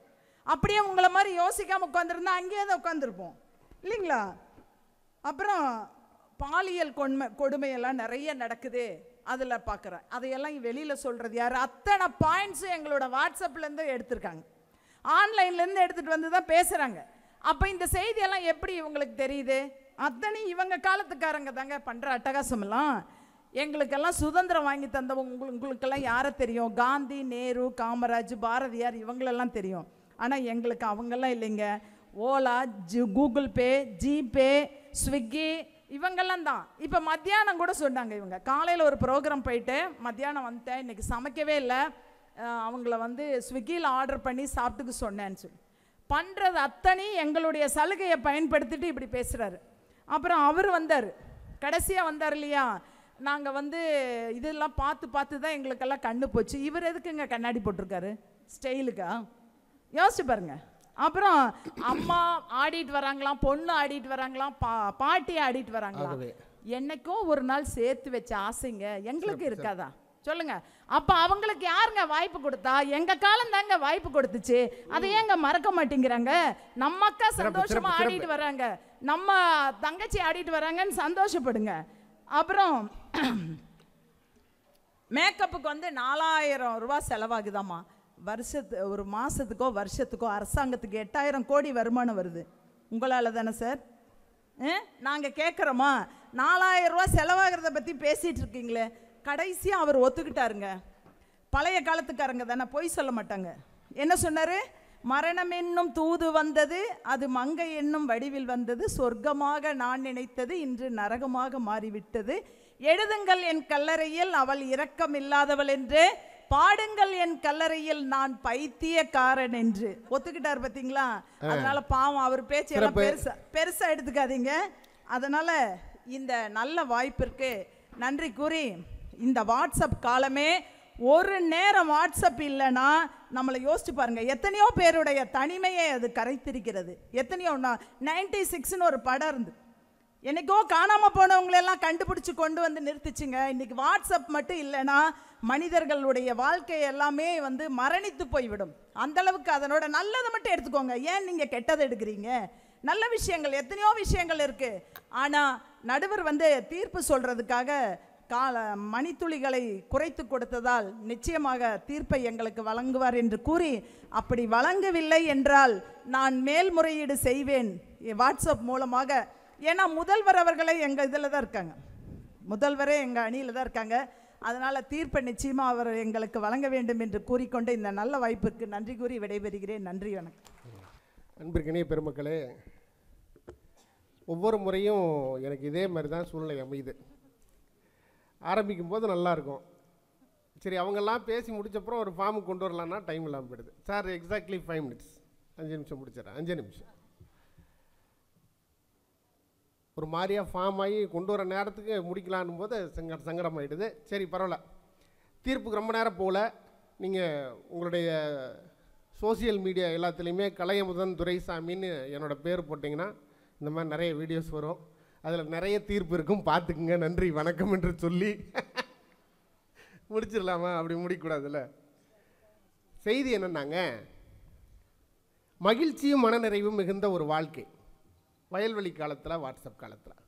இந்த வாழ்க்கைனாவே இப்போ இவங்க 6 பேர் சொன்ன மாதிரி பணம், காசு, வாழ்வியல், சந்தோஷம், நிம்மதி, முன்னேற்றம், நிலாவுக்கு ராக்கெட் அனுப்புனது, சந்திராயன் அனுப்புனது, பொக்ரானில் அணுகுண்டு வெடித்தது, ஊர்பட்ட காசு சேர்த்து வைக்கிறது, இது எல்லாத்தையும் தாண்டி ஒரு தனி மனிதனுடைய வாழ்க்கையின் மகிழ்ச்சி என்பது எங்கே நிர்ணயிக்கப்படுகிறது என்றால், அதனுடைய மையப்புள்ளி எங்கன்னா, எல்லா விதமான முன்னேற்றங்களையும் தாண்டி, எல்லா விதமான திருப்திகளையும் தாண்டி, எல்லா விதமான வசதி வாய்ப்புகளை பெருக்கிக் கொள்ளக்கூடிய சூழ்நிலைகளையும் தாண்டி, ஒட்டுமொத்த வாழ்வியலின் மையப்புள்ளி ஒரு மனிதனுக்கு,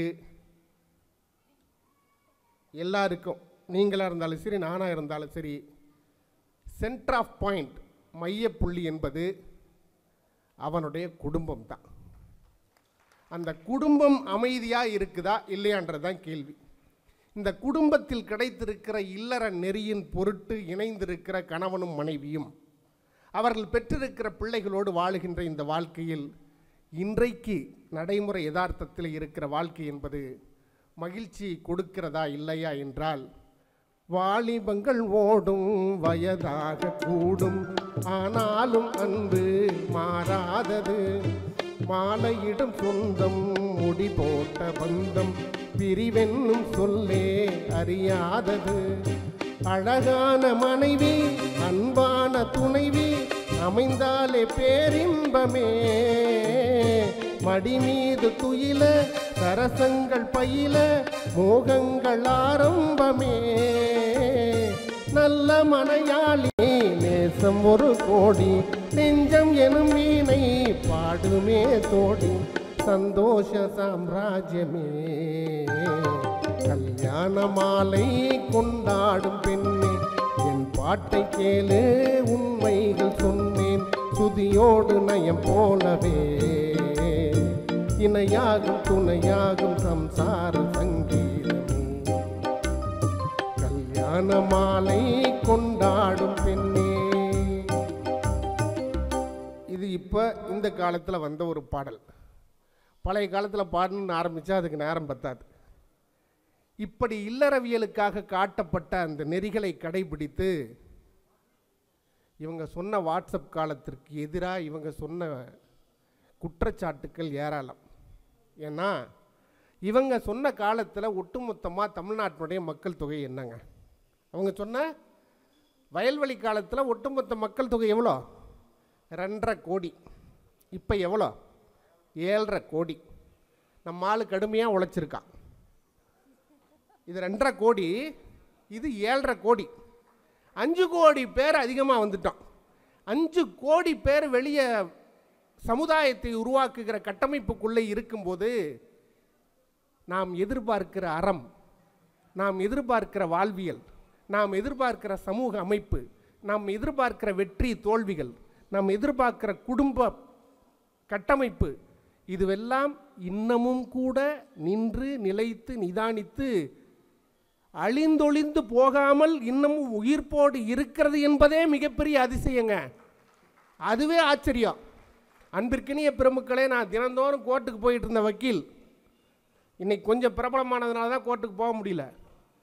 தமிழ்நாட்டில் இருக்கிற நீதிமன்றங்களிலே நிலுவையில் இருக்கிற விவாகரத்து வழக்கினுடைய எண்ணிக்கை, இங்கே வழக்கறிஞர்கள் யாராக இருந்தால் கேட்டு பாருங்க, 6 லட்சம் சார் டைவர்ஸ் கேஸுக்கு நிற்கிறான். அவ்வளவு பேரையும் தாண்டி கூட இன்னமும் இவர் என் கணவன், இவர் என் மனைவி, நான் உனக்கு சாப்பாடு செஞ்சு போடணும், இல்லைன்னா ஸ்விக்கியில் வாங்கி கொடுக்கணும், எதுவோ ஒன்று சண்டை போட்டோ தகராறு பண்ணியோ பிரச்சனை பண்ணியோ கோவிச்சுக்காமல் அடிதடி பட்டுக்கிட்டாலும் வீட்டுக்குள்ளே இருந்து வாழ்கிறோம் என்கிற கட்டமைப்பை இன்றைய வரையிலும் உறுதி செய்து ஒரு குடும்பமாக கட்டமைப்போடு வாழ்ந்து கொண்டிருக்கிற வடிவமைப்பை இன்னமும் உயிர்ப்போட வைத்திருக்கிறமே, இதுக்கே வாட்ஸ்அப் காலத்துக்கு 100 ஆண்டு பாடணும். நம்ம வயல்வெளி காலம் என்பது நடந்து முடிந்தது. இனிமே நினச்சா நீங்கள் சிவாஜி கணேசனை கூப்பிட்டு வந்து பாட வைக்க முடியாது, எம்எஸ்வி வந்து தாரம் பண்ண முடியாது, எம்ஜிஆரை கூப்பிட்டு வந்து தர்மம் பண்ண வைக்க முடியாது. நடக்குமா? நடக்காது. நேற்று என்பது உடைந்து போன ஒரு பானை, முடிஞ்சு போச்சு சார். நாளைக்கு எப்படி சார் இருக்கும்? அது எதாவது தெரியுமா? நமக்கு எதாவது நடக்குமா? ஏதாவது ஐடியா இருக்கா? தீசிஸ் இருக்கா? அதுவும் தெரியாது. இன்றைக்கி நம்ம கண்ணு முன்னாடி ஒன்று நடக்குதில்ல, இது மட்டும்தான் நிஜம். இது மட்டும்தான் இன்னைக்கு நிஜம். இந்த நிஜத்தை இப்போது நாம் கொண்டாடாமல் அன்று ஒரு நாள், மேடம் சொன்னாங்கல்ல, நாங்கள்லாம் அன்னைக்கு அதை சொல்லிகிட்டு இருக்கிறதுனால என்ன நடந்துடும்? பழையன என்பது கனவுகளாகவே தான் இருக்கும், நடைபெறப் போவை கற்பனையாகத்தான் இருக்கும். இன்று என்பது மட்டுமே நிஜமாக இருப்பதால் வாழ்க்கை என்றால் 1000 இருக்கும், வாசல் தோறும் வேதனை இருக்கும். வாழ்க்கை என்றால் 1000 இருக்கும், வாசல் தோறும் வேதனை இருக்கும்.